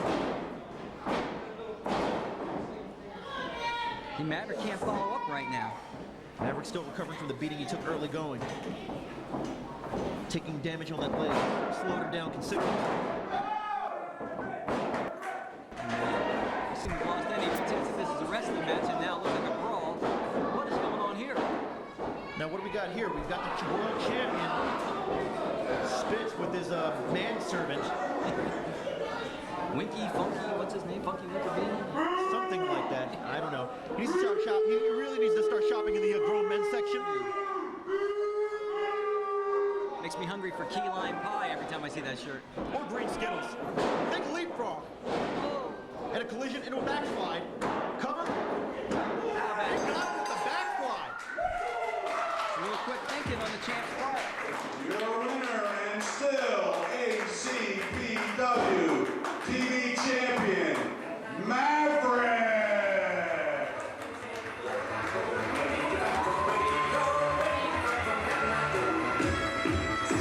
Last show, we proved time and time again in ACPW that we are no joke in the tag team division. Ask Harris and Chapel. But the ACPW booking committee would not give us the rightful choice to wrestle for the tag team titles. No. So what do Devin Moore and Drew Blood do the best? We take our shot at the hate breed. So tonight, Two jack dudes with attitudes. we got what we wanted. Exactly. The shot for the ACPW Tag Team Championship. We're gonna put a name on them titles, and that's called Notorious Saint. So tonight, Ryan Prime and Vic Ranson, I believe that's your name. Tonight, you're gonna get a taste of the attitude and the charisma of the most underrated tag team on the East Coast. From Maine to Florida, Florida to Maine. Whew, I can smell the gold right now, Devin. Tonight is the night. Notorious Inc. up, Hatebreed down. The following contest is for the ACPW Tag Team titles.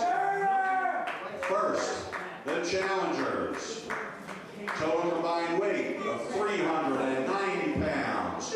Drew Blood, Devin Moore, Notorious Incorporated.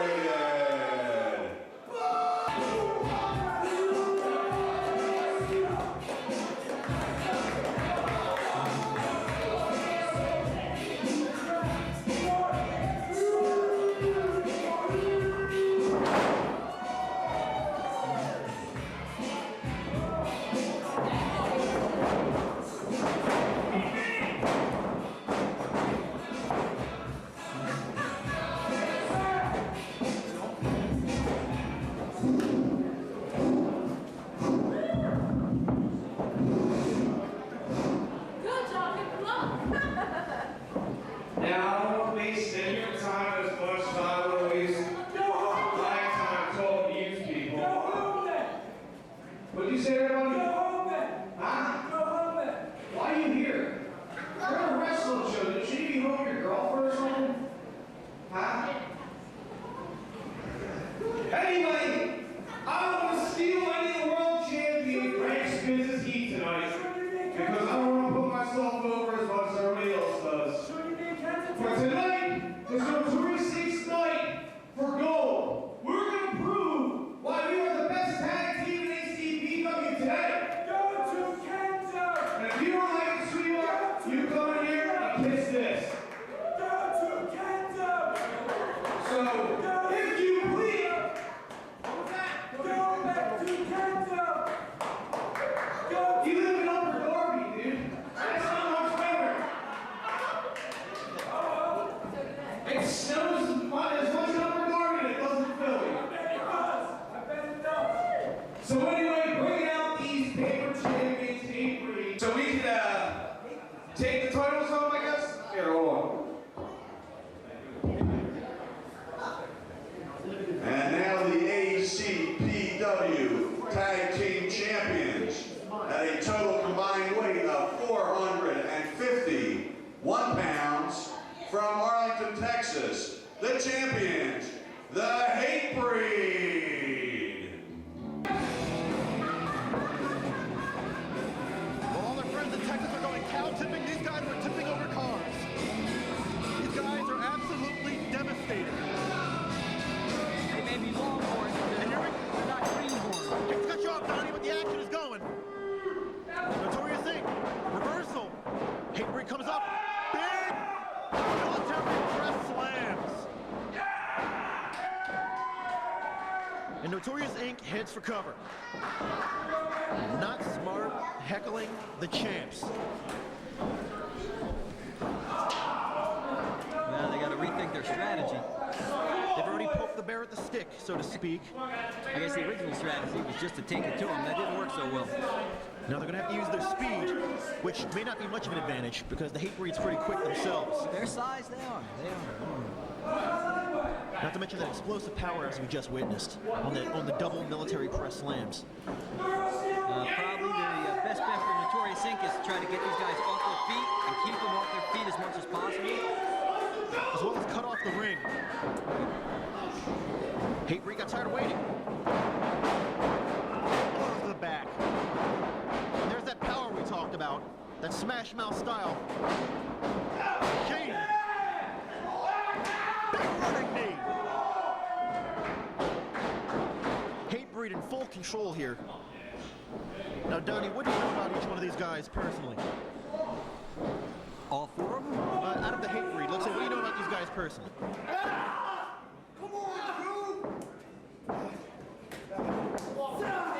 The Hatebreed that's in the ring right now is an experienced wrestler. I've seen him on the indie circuit for quite some time. He knows what he's doing in there. I think his partner's a little newer to the sport. His partner's a big, strong kid. But I think he may have some weaknesses that Notorious Ink can exploit in terms of his lack of experience. We might be able to rattle him. I don't think Wow. T-bone slam from the heavens. He took that smack and smiled.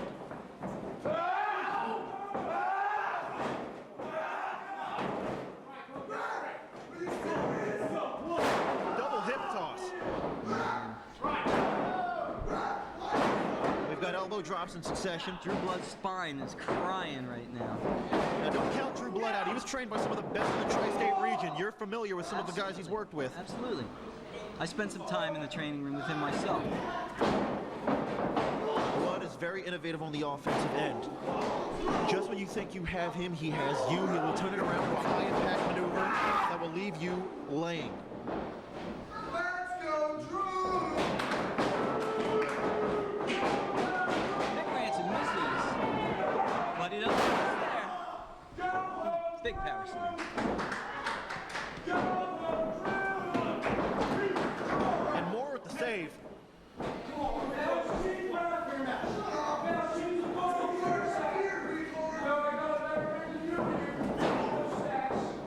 You know, if they awarded falls for heckling the fans, I think these guys might be up.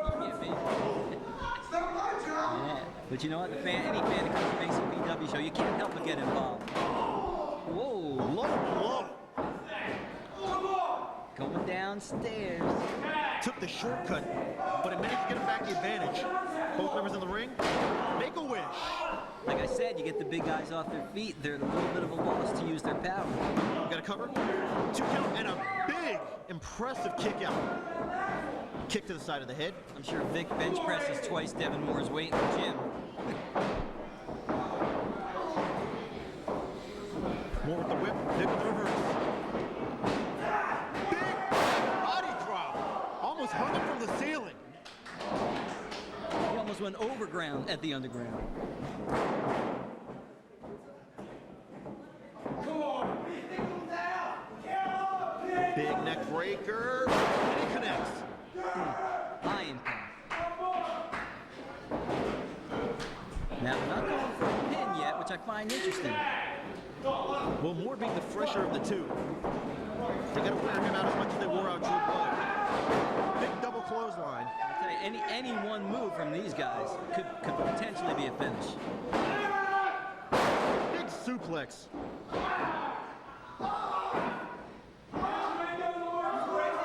As the great Gordon Soley would say, a high vertical suplex. Modified chin lock there, picking him back up. And a backbreaker, holding on. Stretching him out across that knee. I definitely detect a pattern here. They work both on Drew Blood and Devin Moore's back and low back. Drew Blood gets tossed for his trouble. But manages to make the save on his partner. These guys have tagged together for so long, they definitely have a sixth sense, I think. They know just how far they can let their partner go before they need to intervene. That is the case with most great tag teams. More of the blatant choke. He's just been going for the blatant moves. First the low blow, now the choke. I don't know if that's desperation or plan. You know? I would say a little bit of both.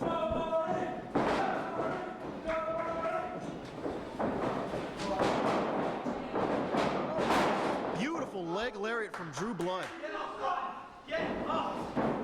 Cover, kick out, oh, roll through. Back to the choke. Constantly going back to the shortcut.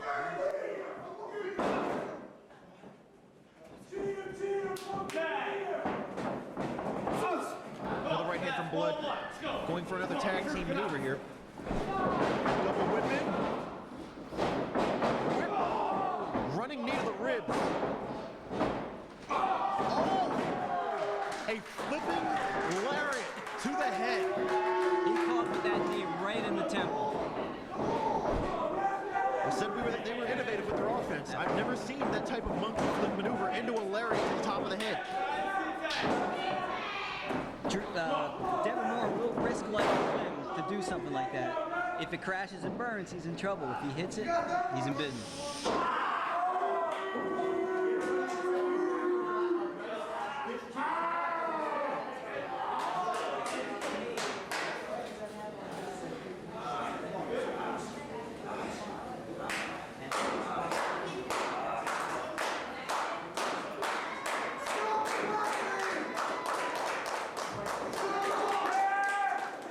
fighting back up. What are we going to see here?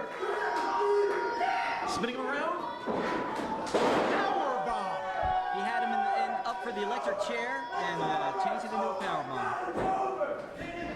Incredible lower body strength to hoist himself up from a all-fours position. Absolutely. With another grown man on his back. Vic Rancid in the ring.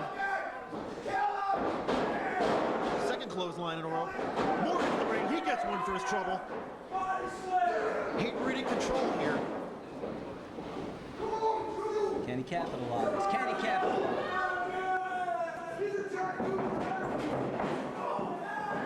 Double noggin knocker there.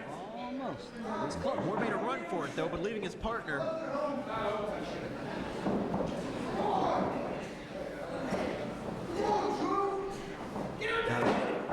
Blood is trying anything, I guess, to keep him tied up. Looks like we saw another low blow, the great equalizer again. Blows to the top of Rancid's head. Reversal of the whip.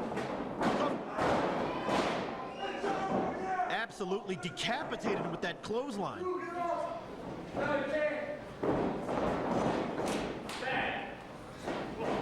And the bigger of the two back.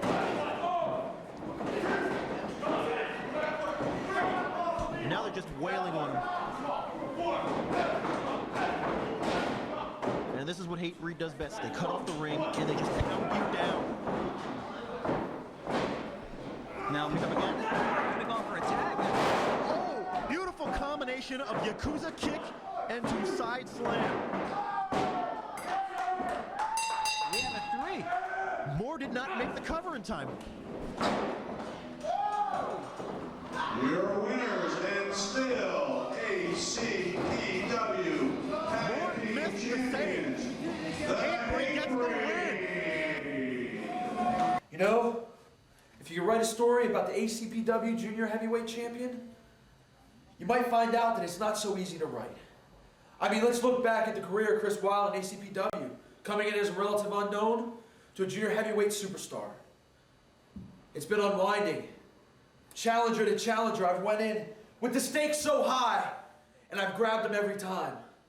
But tonight, I go up against a relative unknown. And why? Because I don't know who I'm facing tonight. Yeah, another chapter in my book becomes unclear to most, but to me it's very clear, because just like in the past, tonight I will come out on top, because I don't fear the unknown. Chris Wilde fears no one in the junior heavyweight division, and tonight I will prove once again to all the fans, to myself, and to my peers that I am the very best. The following contest is for the ACPW Junior Heavyweight title. First, the challenger from Chocolate City, USA. He is Sabian.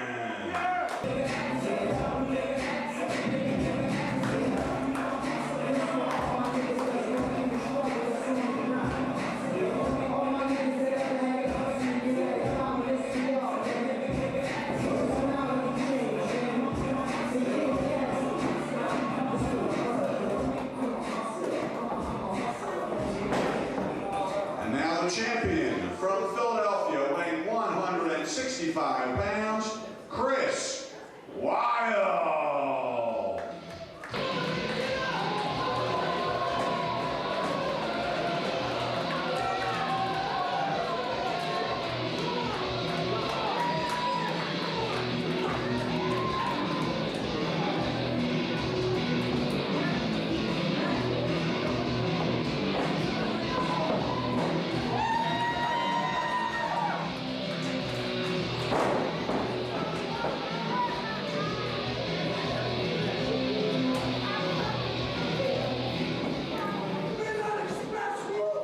Chris Wilde, energy personified, great technical ability, high flyer, but Sabian every bit his match in all those categories, so it should be a heck of a match.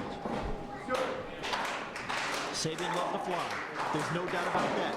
He doesn't mind mixing them in the hardcore. He can also lay you out with some really well-placed strikes. And he's not one to play in the crowd which occasionally Chris Wilde will do. He's very popular, and I think sometimes he's got to be very careful about that.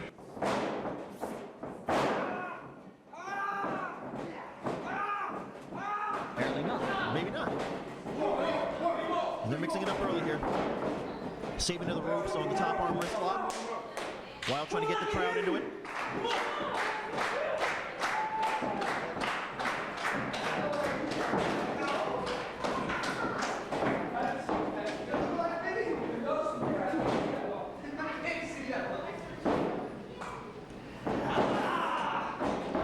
We're going for a test of strength here amongst junior heavyweights.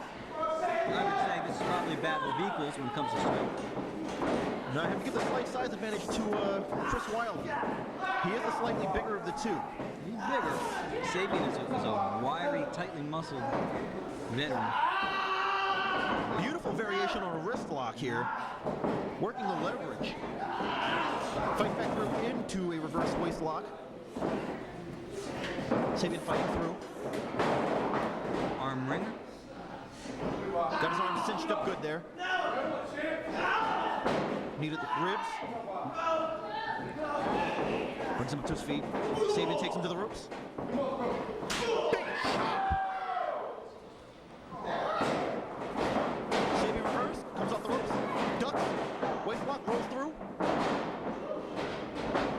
Ducks clothesline. Wild with the hip toss. Excuse me. And an arm drag.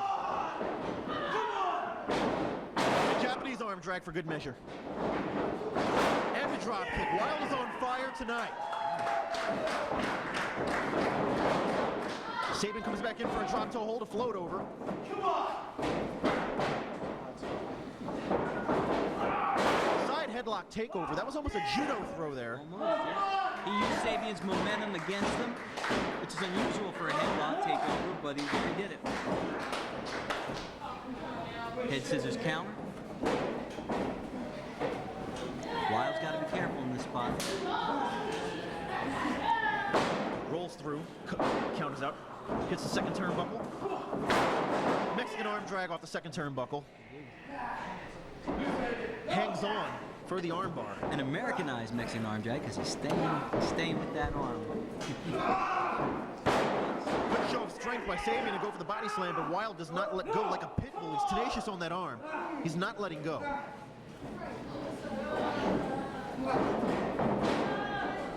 Sabian muscles him back in the corner. We're going to see a clean break. No! Football tackle to the stomach. And another vicious chop. If he chops him any harder, he's going to have a hand mark on his back. And another.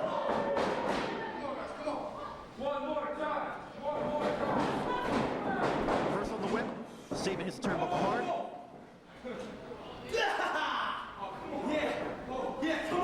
That was almost a Mr. Fuji spot there with the red light, green light. Oh, I'm too young to remember that. No comment.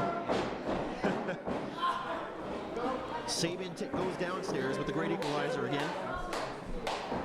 Sabin mocking Wilde with the clap. Not playing the crowd, really, but mocking the crowd.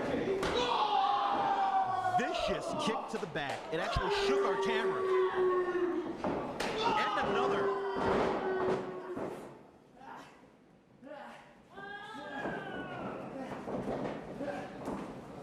Sabin comes up to the corner, rips him in. Wow, what velocity on that throw. Now this isn't usually Sabian's style, but again, he feels so disrespected by Chris Wilde having that belt. He feels he made that belt and he wants it back. So he's going to punish Chris Wilde. And we have a submission maneuver here, potentially a submission maneuver. Modified Indian deathlock here. That knee to the small of the... Again, doesn't that maybe look like much to you watching on television, but a knee in the small of your back with some weight behind it, terrible thing. Not to mention when he was crossing the arms up, it's cutting off the wind. And laying on his stomach is making it even harder for him to breathe because he's got Sabian's weight on top. And on top of that, roll through. Sabian counters out. A blocked attempt at a shining wizard. Reverses the leg lock, sends Wild flying to the outside. That whole series of moves, starting with a sunset flip attempt, and tremendous. Sabian taking it outside. He's comfortable out here. He has no problem brawling in the crowd. He's no stranger to the hardcore, is right. And another vicious knife-edge chop.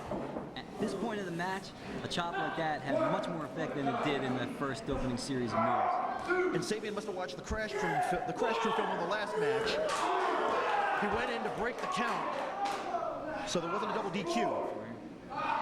Chris Wilde took that time to get back his momentum. Second win, used the body slam. That's concrete. That's concrete, folks. He was just slammed on. No mats. Sabian with the sense of presence to kick the rope. Not technically a low blow, but still a shortcut nonetheless. A little bit. He's using his brain. No doubt about it. That's the veteran coming through right there. Sabian with the snapmare. Now he's going to attempt to take the win. Usually with the cruiserweights, it's not always the best move. Cruiserweights are in a little bit better cardiovascular shape than the bigger guys. It's kind of one of the draws to their matches. They're able to go high speeds for so long because of that cardio. Wild attempting to get a second win through response to the crowd. Fights his way back up.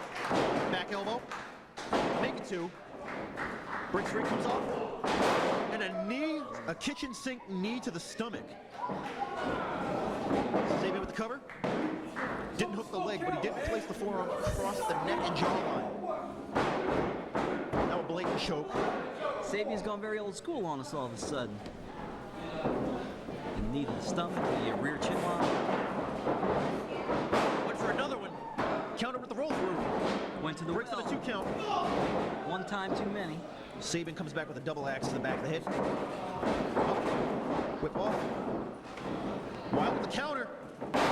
Big suplex rolls through. Hands on. Goes for a second. Rolls through a second time. Big third triple suplex combination. Dare I say a tribute to the late, great Eddie Guerrero right there. The crowd even acknowledges that. Very cool. Always cool. Not just using the environment here, using the referee. An unwitting participant in that particular event.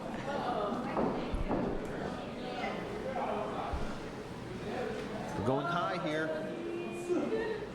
Big risk, big risk. What is he going for? Modified top rope face buster by Chris Wilde. He wasn't planted, he was buried with that. Wilde felt the effect of that as much as Sabian did. I don't know if either of them can get up. It's a lot of damage to the tailbone area coming off that high. Big risk, big reward. Both of them fighting their way back up. Sabian with another chop. Wilde counters back with a chop. Another. And another. They're absolutely going at each other with the chops. Wilde back on top with the momentum here. Wilde with the whip in. Sabian comes off. Slides through. For the belly to back suplex. Wilde reverses. European uppercut by Wilde. Beautiful inverted DDT off the ropes. Known in some circles as the ninjutsu DDT. No. Apparently those are not circles I've been hanging out. Went for the 2 count, did not get the 3. Back on top of Sabian. Sabian with a running double knee to the face.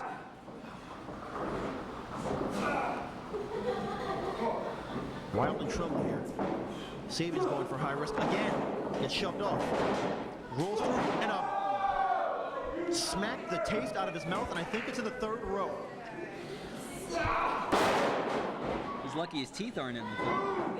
A wrist lock into a form of a suplex.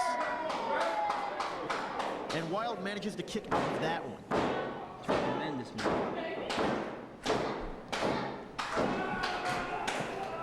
They've gone for almost 10 minutes straight. Just non-stop at each other. They ain't done yet. Wild calling for a twist of fate, it looked like. Sabian counters out, leapfrogs over. Ace Crusher.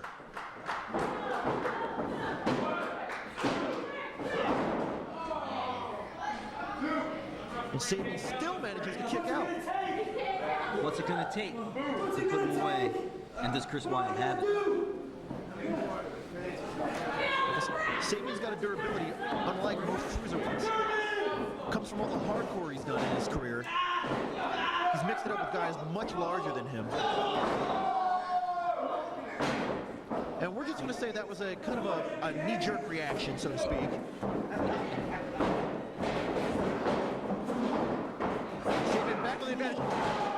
Big, relentless drop kick. Right out of the textbook of El Samurai from Japan.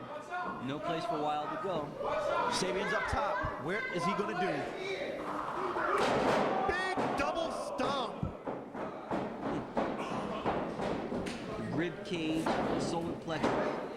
And Chris Wild again kicks out. Unbelievable. I don't know who's going to win this match, but truly, there are no losers in this match. I mean, they are putting on one heck of a show for Underground TV tonight. I mean, Chris Wild is going to be not only taking his tights home in the bag, but his lungs as well after that double stomp. And again, for a fourth time, Sabian is going for high risk. And Wild managed to make it over to the ropes. Just throw Sabian off a little bit.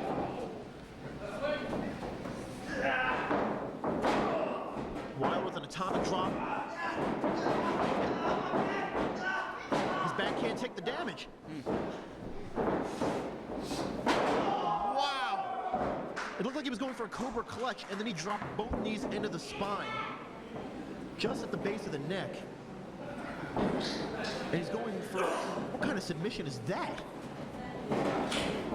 We've got legs, we've got arms.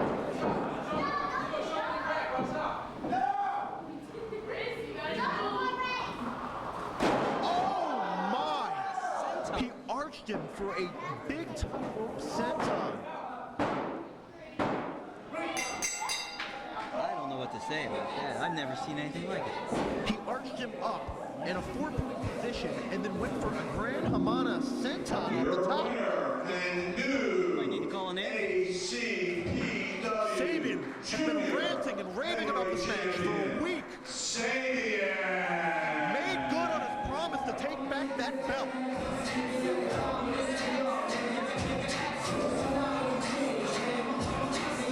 Took the occasional shortcut, but showed that he was not going to walk out of here empty-handed.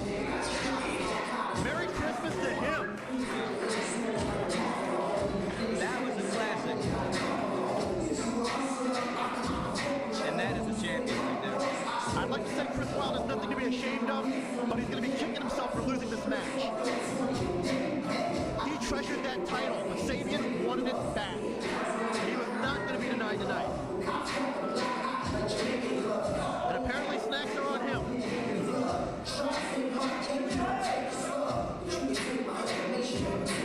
Tremendous match. I wonder if Chris Wild's going to need some help getting out of the ring. For a second there, I thought Sabian would abandon his normal game plan of high flying. Usually he commands the speed of he commands the tempo of the match with his speed and his high flying maneuvers. But he was in the ring with somebody of equal speed and of equal high flying capability. And Wild needing assistance to get out of the ring, his lower back must be screaming.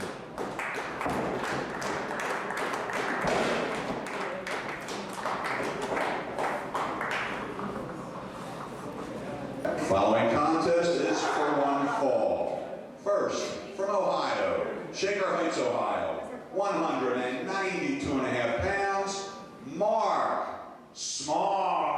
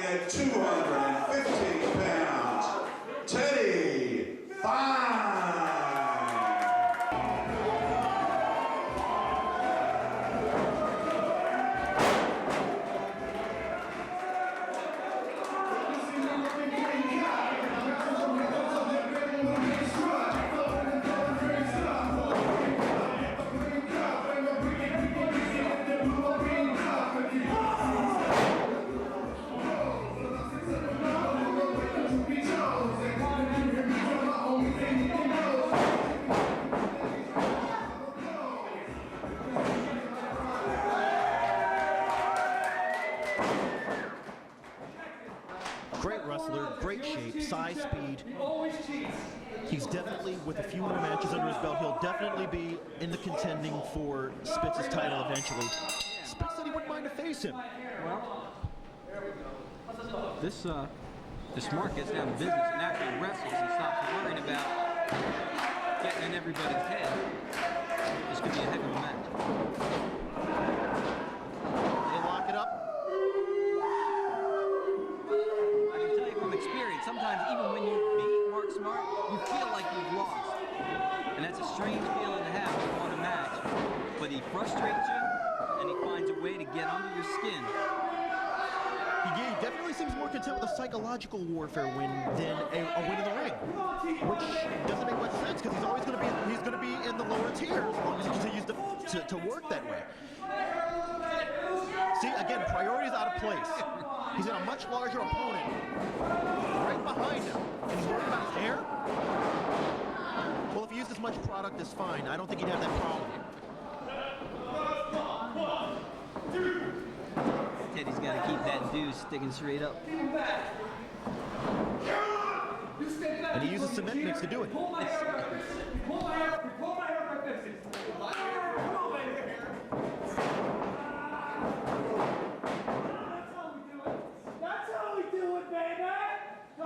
There's Smart showing that potential. He's got to keep his eye on the ball. Teddy Fine don't play. Smart fights his way out. Tackle doesn't go down. Fine comes up again, catches a boot to the gut, and a shot in the back. Smart back in control, goes to the whip. Comes off. Now, I'm not entirely sure, but I remember doing this when I used to train. That seems like an exercise right here. And Fine decides to step in. Not a moment too soon. I would have been curious to see how long he would have went. That's a lovely look for him. With the right summer dress, that could work. What is he doing? Now, Teddy Fine's going after him. I don't know if that's the right thing to do. Fine's giving chase. If he wanted to make the easy win, he could easily just go back. He could just sit in the ring and take the 10 count. And the ref is going to follow. I'm sure he wants some action. The ref is giving chase. What's going on? Smart apparently just heaved by Fine back into the ring area. Now this just goes to show what kind of competitor Fine is. Because Teddy Fine could have easily stood in the ring and took the 10 count, but he'd much rather beat him one-on-one. I'm telling you, right from the get-go, right when I first met him, he wanted to be in there every minute he could be in the ring. People say they were tired, didn't want to train anymore. He'd be begging them to go back in and work out. There's some real fan interaction. Whoa! Fine, using his height to backdrop Smart right over the top of him from the floor. Usually you see that go outside the ring. Here he brought him back. Stalling suplex. Great show of strength by Fine. Blood rushing to the head of Smart.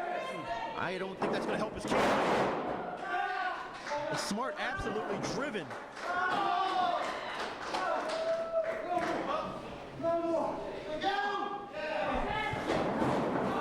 Mark Smart showing that prowess and that potential. Pulls him in. And a kick to the back of the neck and the back of the head area. Well, he's cut the big man down in size, and if he can keep him on the mat, it'll be a good thing for him. Pulls him in for a modified power bomb, so to speak. Hit an elbow to the groin as he brought him down. Slipped that in. If I didn't catch it, I'm sure the ref did.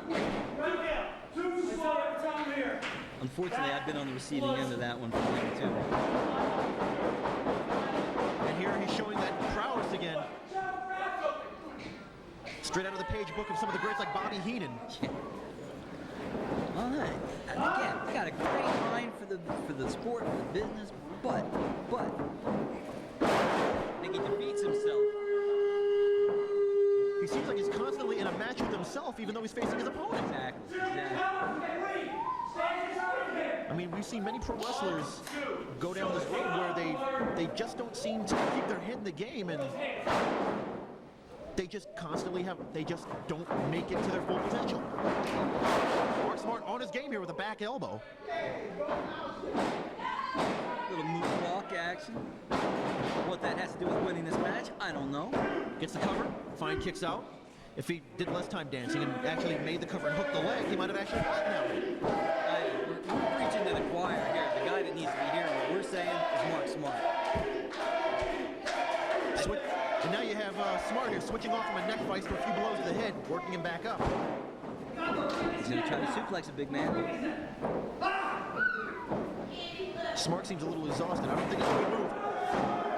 And we got a small package. Kicks out. Smart up, another back elbow.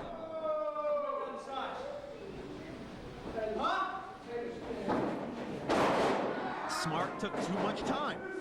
And he telegraphs 3 elbows, misses 3 elbows. Fine on top of the cover. Kicks out at 2. Again, if he wasn't jaw-jacking with the crowd, he might have had that pinfall. Got him tied up in the legs here. Boot to the stomach, headbutt. Smart with the right prime with the reverse. Smart comes off. Big side slam. Fine with the cover, kick out at 2. Very lax cover there. If Fine's going to beat him, he's definitely going to have to cover him better than keep a cover on him better than that. Smart back in control here. Right hand. Fine with the reverse. Smart comes off. And a stun gun, or a hot shot, however you'd like to refer to it. I was under the impression he was going for the Arn Anderson spine buster, but he's headed for that spine buster. But he targets the head and neck on Smart. I think Smart has enough issues with his head as is, but what's one more? Well, previously mental, now physical.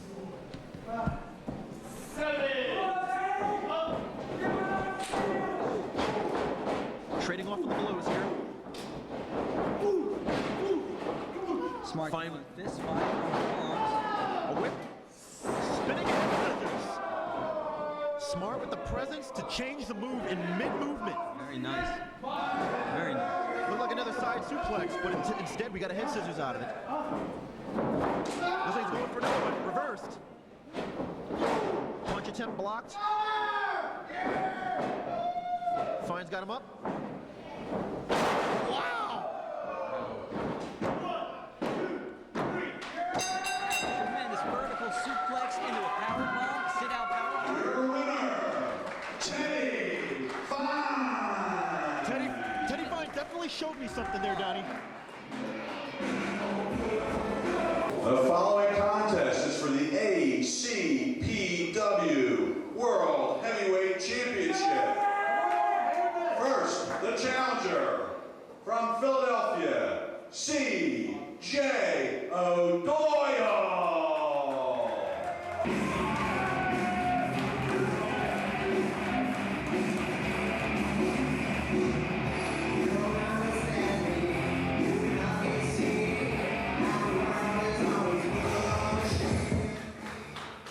We make this short and sweet. There's 3 people pissing me off. One of them I'm going to deal with later. The second one needs to stop writing, stop calling, over 40, and damaged goods. I'm taking, I'm happy, leave it alone, toots. It's you. And number 3, Greg Spitz, I promise there's going to be a new heavyweight champion tonight. So get out here and get your ass kicked!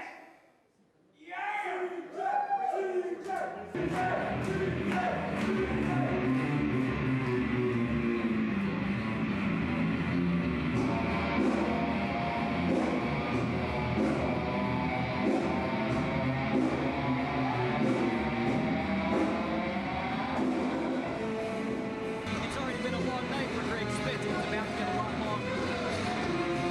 What the?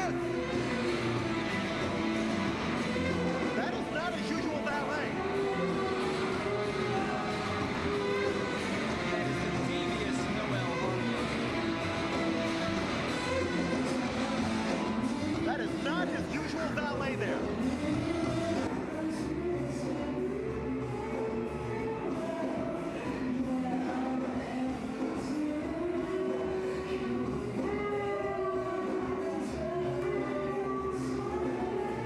We've been joined by none other than Dr. Ruthless himself.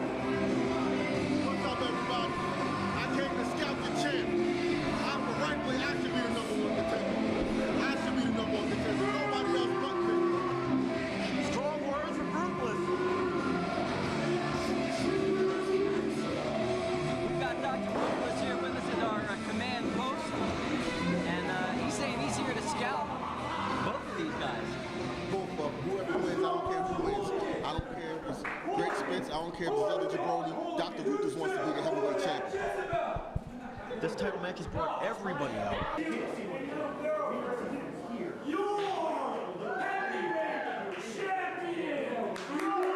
Everybody knows how Spitz feels about the fact that Ron Starr won this the Battle Royal, and he's absolutely reeling right now. CJ O'Doyle, if he's going to take the title, this is his night to do it.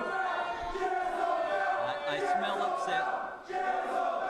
Ryan Starr's my boy, and I wish him luck, but I want to be the champ. That's all that matters. Strong words from the doctor. How you guys? Not too bad, not too bad. Doing all right. My head hurts a little bit from my match, I'm afraid, but you know. Now, Donnie Doctor, correct me if I'm wrong, but isn't that Zach Connor's valet? Looks like Spitz has got somebody else to contend with if this keeps up. He's not going to have a leg left to stand on. Chris Crude went off to work on a workout regimen.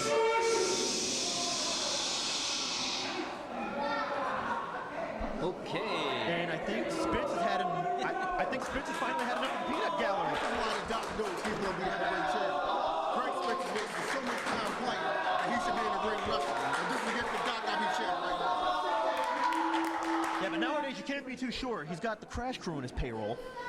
What you are going to witness here tonight is a match of infinite proportions.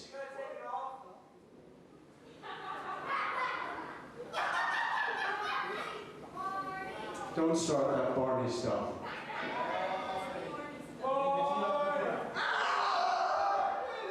Not where he should be. I think he just gave him a wet willy. Wet willy.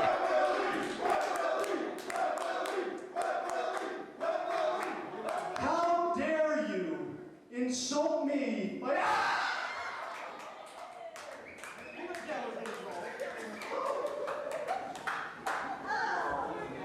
Do you have a napkin?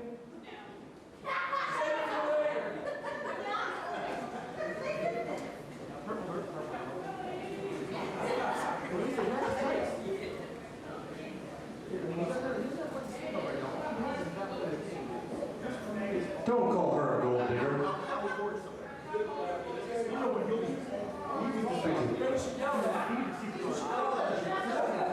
Don't start that Jezebel chant.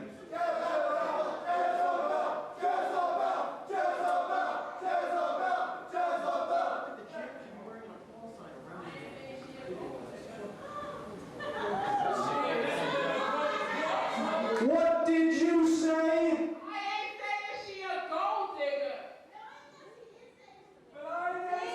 What did you say? You heard me? No, I really didn't. You had a speaker in my ear? It's kind of clogged up. What did you say? I said, no, she got it wrong. She is a gold digger. Me? Now, wait a minute.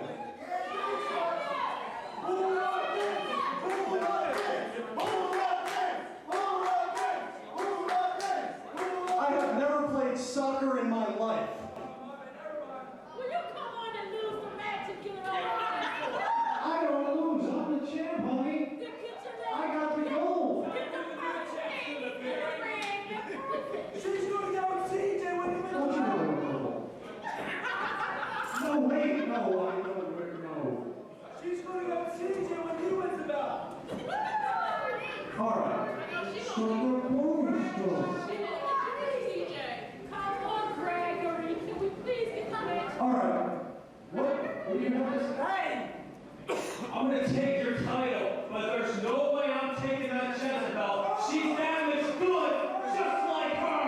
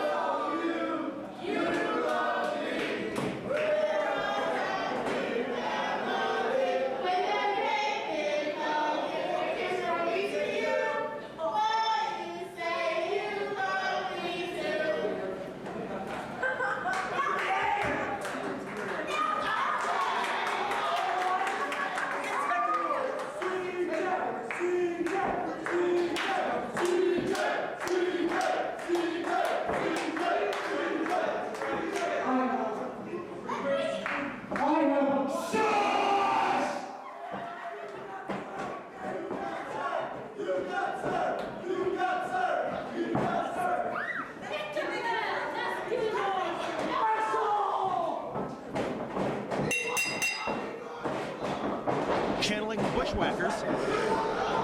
Spitz is finally ready to lock up. Hopefully we won't see any head licking.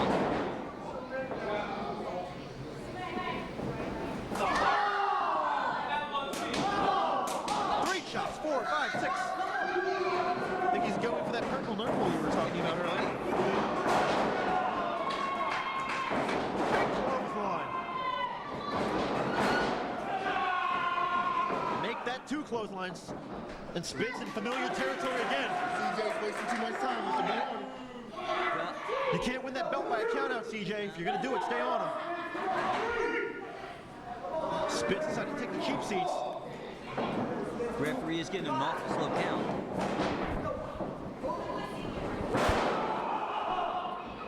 I think even the ref at this point realizes that Spitz is buying for time.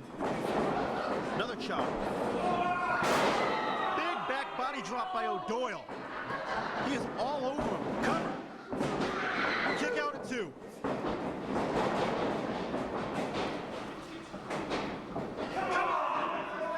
Spitz makes another run for it.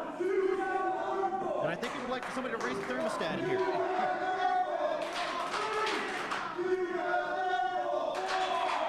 There's that nurple we referred to. Brad apparently saw it before we did.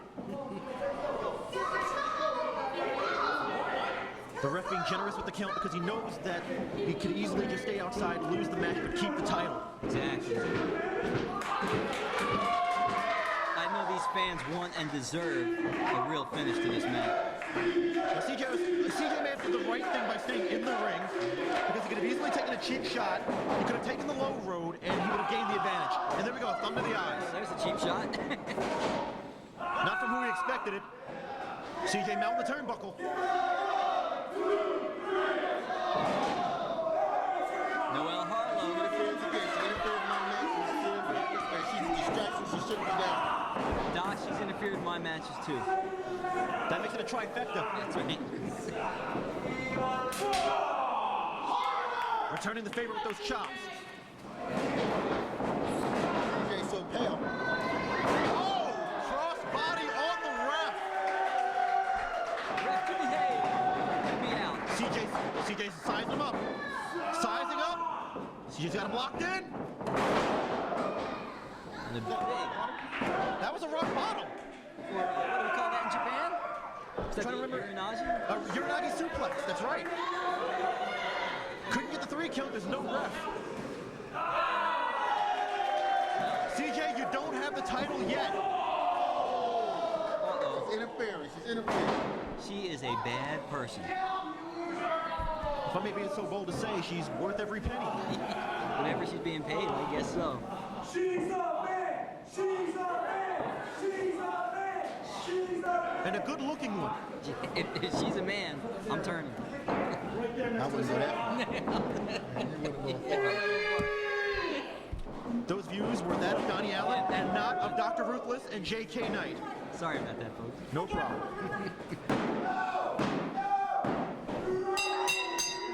And I scores a 3. Not only did they get the low blow, but he put his feet up on the ropes to win the belt. ACPW Heavyweight Champion. Is there no justice? Greg Spitz. Doc, what do you have to say? If it had been a Doc, it would have been a different outcome. He spent so much time playing to the crowd and letting that Jezebel run around doing what she was doing. That's why he lost. Greg Spitz will not be able to do that to the Doc. The Doc will be the heavyweight champ. Guarantee. I wouldn't bet against Dr. Ruthless. Not taking anything away from Greg Spitz. He is a great champion, but the Doc is better. Right now, all we can say is Spitz is on borrowed time. Time in and time again, I have come out here and proved I never cheated. So I cheated if you get caught. I would never cheat. Never. She wouldn't sell me out, ever. No way. Come on, people. You just saw a match that beat Sean Hogan. It was awesome. What do I got to do to earn your respect, huh? Get her flashes. Wait a okay? What do I gotta do to earn your respect, huh? For 6 months it's been going on here, right? Is that what it's been? I've been beating everyone, and there's one guy I just can't get rid of. So it's time. I'm not fighting you, you crazy caveman. You might bite me. He's a giant. Who wants to see it? Ron Starr, Greg Spitz, heavyweight title, right here, tonight! Are you kidding? He barely made it past CJ O'Doyle and he wants to call out Ron Starr? He was just Get out of my ring, you piece of garbage! He was just out here Go biting his back to the nails, commentary booth, ready to wet his belong. pants over the thought of facing Ron Starr again. And he would call him out after that match. The commissioner has made his way to the ring. Commissioner Oswald is on his way to the ring. Greg Spitz disrespecting a great competitor, CJ O'Doyle. Uh-oh.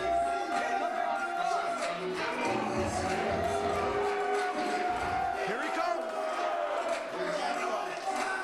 My buddy, I have a lot of respect, but I want to be the champ. I have nothing against Ron Starr. He's my buddy. We've been through hell and high water together, and I wish him well out here tonight. But I'm just telling you that the only reason why I'm here is because I want to be the champ. I don't care who gets the title. For one quick second. You know, I've been listening to you rant and rave about nobody's ever beat me, nobody's ever pinned me, and I can beat everybody in the locker room. Like a damn idiot. Shut up! Because according to the records and files and tapes and everything we have in the back, so far, you have yet to actually pin, make submit, or make this young man tap out. So, since Ron has technically never gave up a victory, quote unquote, to you by letting you pin him, tap out, or say I quit or anything, technically, this gentleman, he just fits the criteria for what you're looking for. So, how about this? Ron Starr, would you like to face Greg Spitz right now?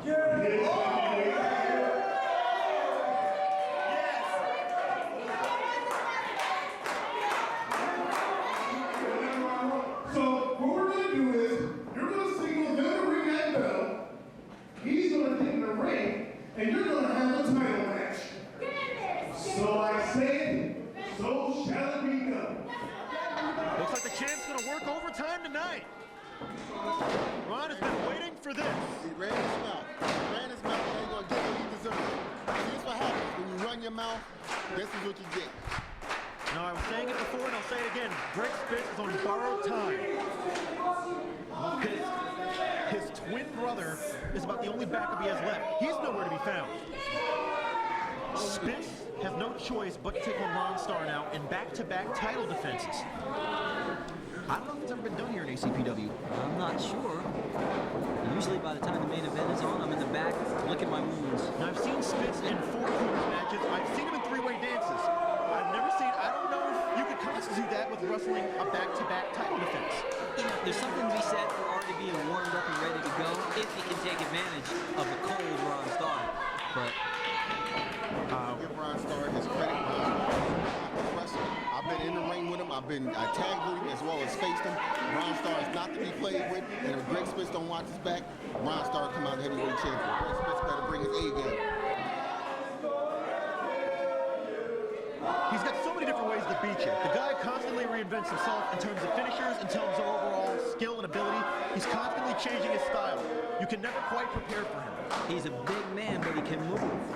He can beat you with a strike. He can beat you with a submission. He can beat you with a high-impact maneuver. He can also come off that turnbuckle. He's tough as nails. Trust me, I put that man through a wall and he came back in the match. And I put him through a wall. He's incredibly strong and incredibly tough. And this is coming from one of his close friends. This man has held hardcore titles. Keep your friends close and your enemies close. the wise Dr. Ruthless. This is a man who was in one of the most infamous wrestling cliques of the tri-state area in the CMB back in the mid-90s. He found, we'll call divine intervention, made a change for the better, became one of the longest reigning TV title holders in the PA area, aside from some other guys. And he's been ACPW champion. He would love to have that belt again. All he's got to do is go through a weekend and distraught Greg Spitz to do it. I've never seen Ron Starr in a match where he didn't deliver. He may not always win, but he always delivers. He delivers. He delivers. He delivers. I got caught up in the match for a second, but he does deliver. Yeah. Through the wind, through the rain, the sleet, the snow. Oh, Greg Spitz is gonna take the cheap Looks like Spitz has had enough. Taking the cheap right out. Uh-oh. It's the TV champ. What's Maverick doing out here? Now, there's no love lost between Maverick and Ron Starr, but they do have a tremendous amount of respect for each other, and everybody wants to see Spitz dethroned. They have a great respect for ACPW and for that title. And I think that's why Maverick's out here. He wants his shot, too. Spitz has been low-roading it, and nobody has respect for his title reign so far. Everybody wants to see him upended.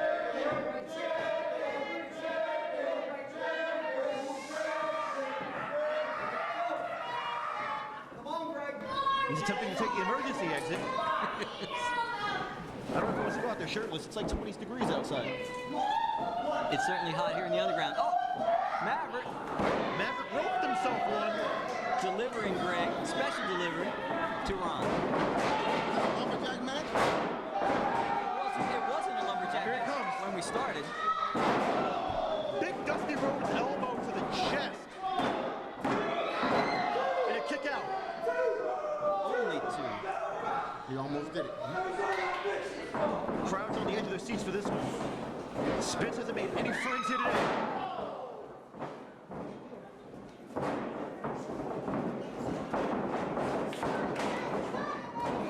Spitz goes for a reverse, went for a super kick, blocked. Ron. Exploder suplex. Unbelievable. Tremendous power. Or a T-bone, however you would like to refer to it. Powers him over.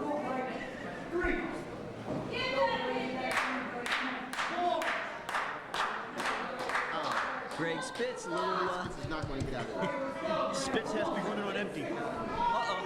Dr. Ruthless getting up from a commentary spot. Ruthless left. He's going after Spitz. This is unbelievable.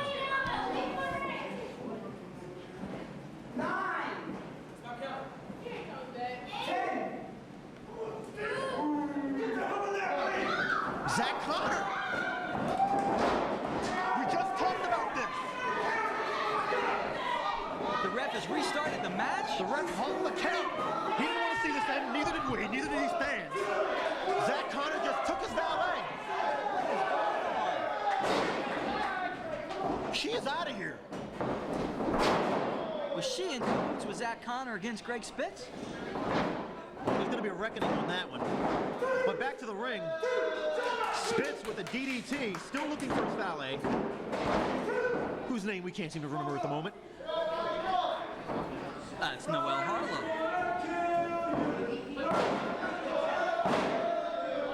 Spitz winding up for that kick. So many great wrestlers have used this kick. And he hit him. Shawn Michaels, the Iceman King Parsley, Gentleman Chris Adams, all have used that kick to finish their opponents, but Spitz can't get it done with it tonight. I think Ron Starr is just so determined to get out of here with that title tonight. You're going to need an awful lot to keep him down. I also think Spitz is just so weakened. I don't think there was enough on that kick. He's been out there for a long time. Ron with the reversal. Went for the up and over. There was nobody there. Big belly to back suplex. Impact. High impact. All across the back of the neck and the head. Something tells me Miss Harlow is not coming back to help at this point.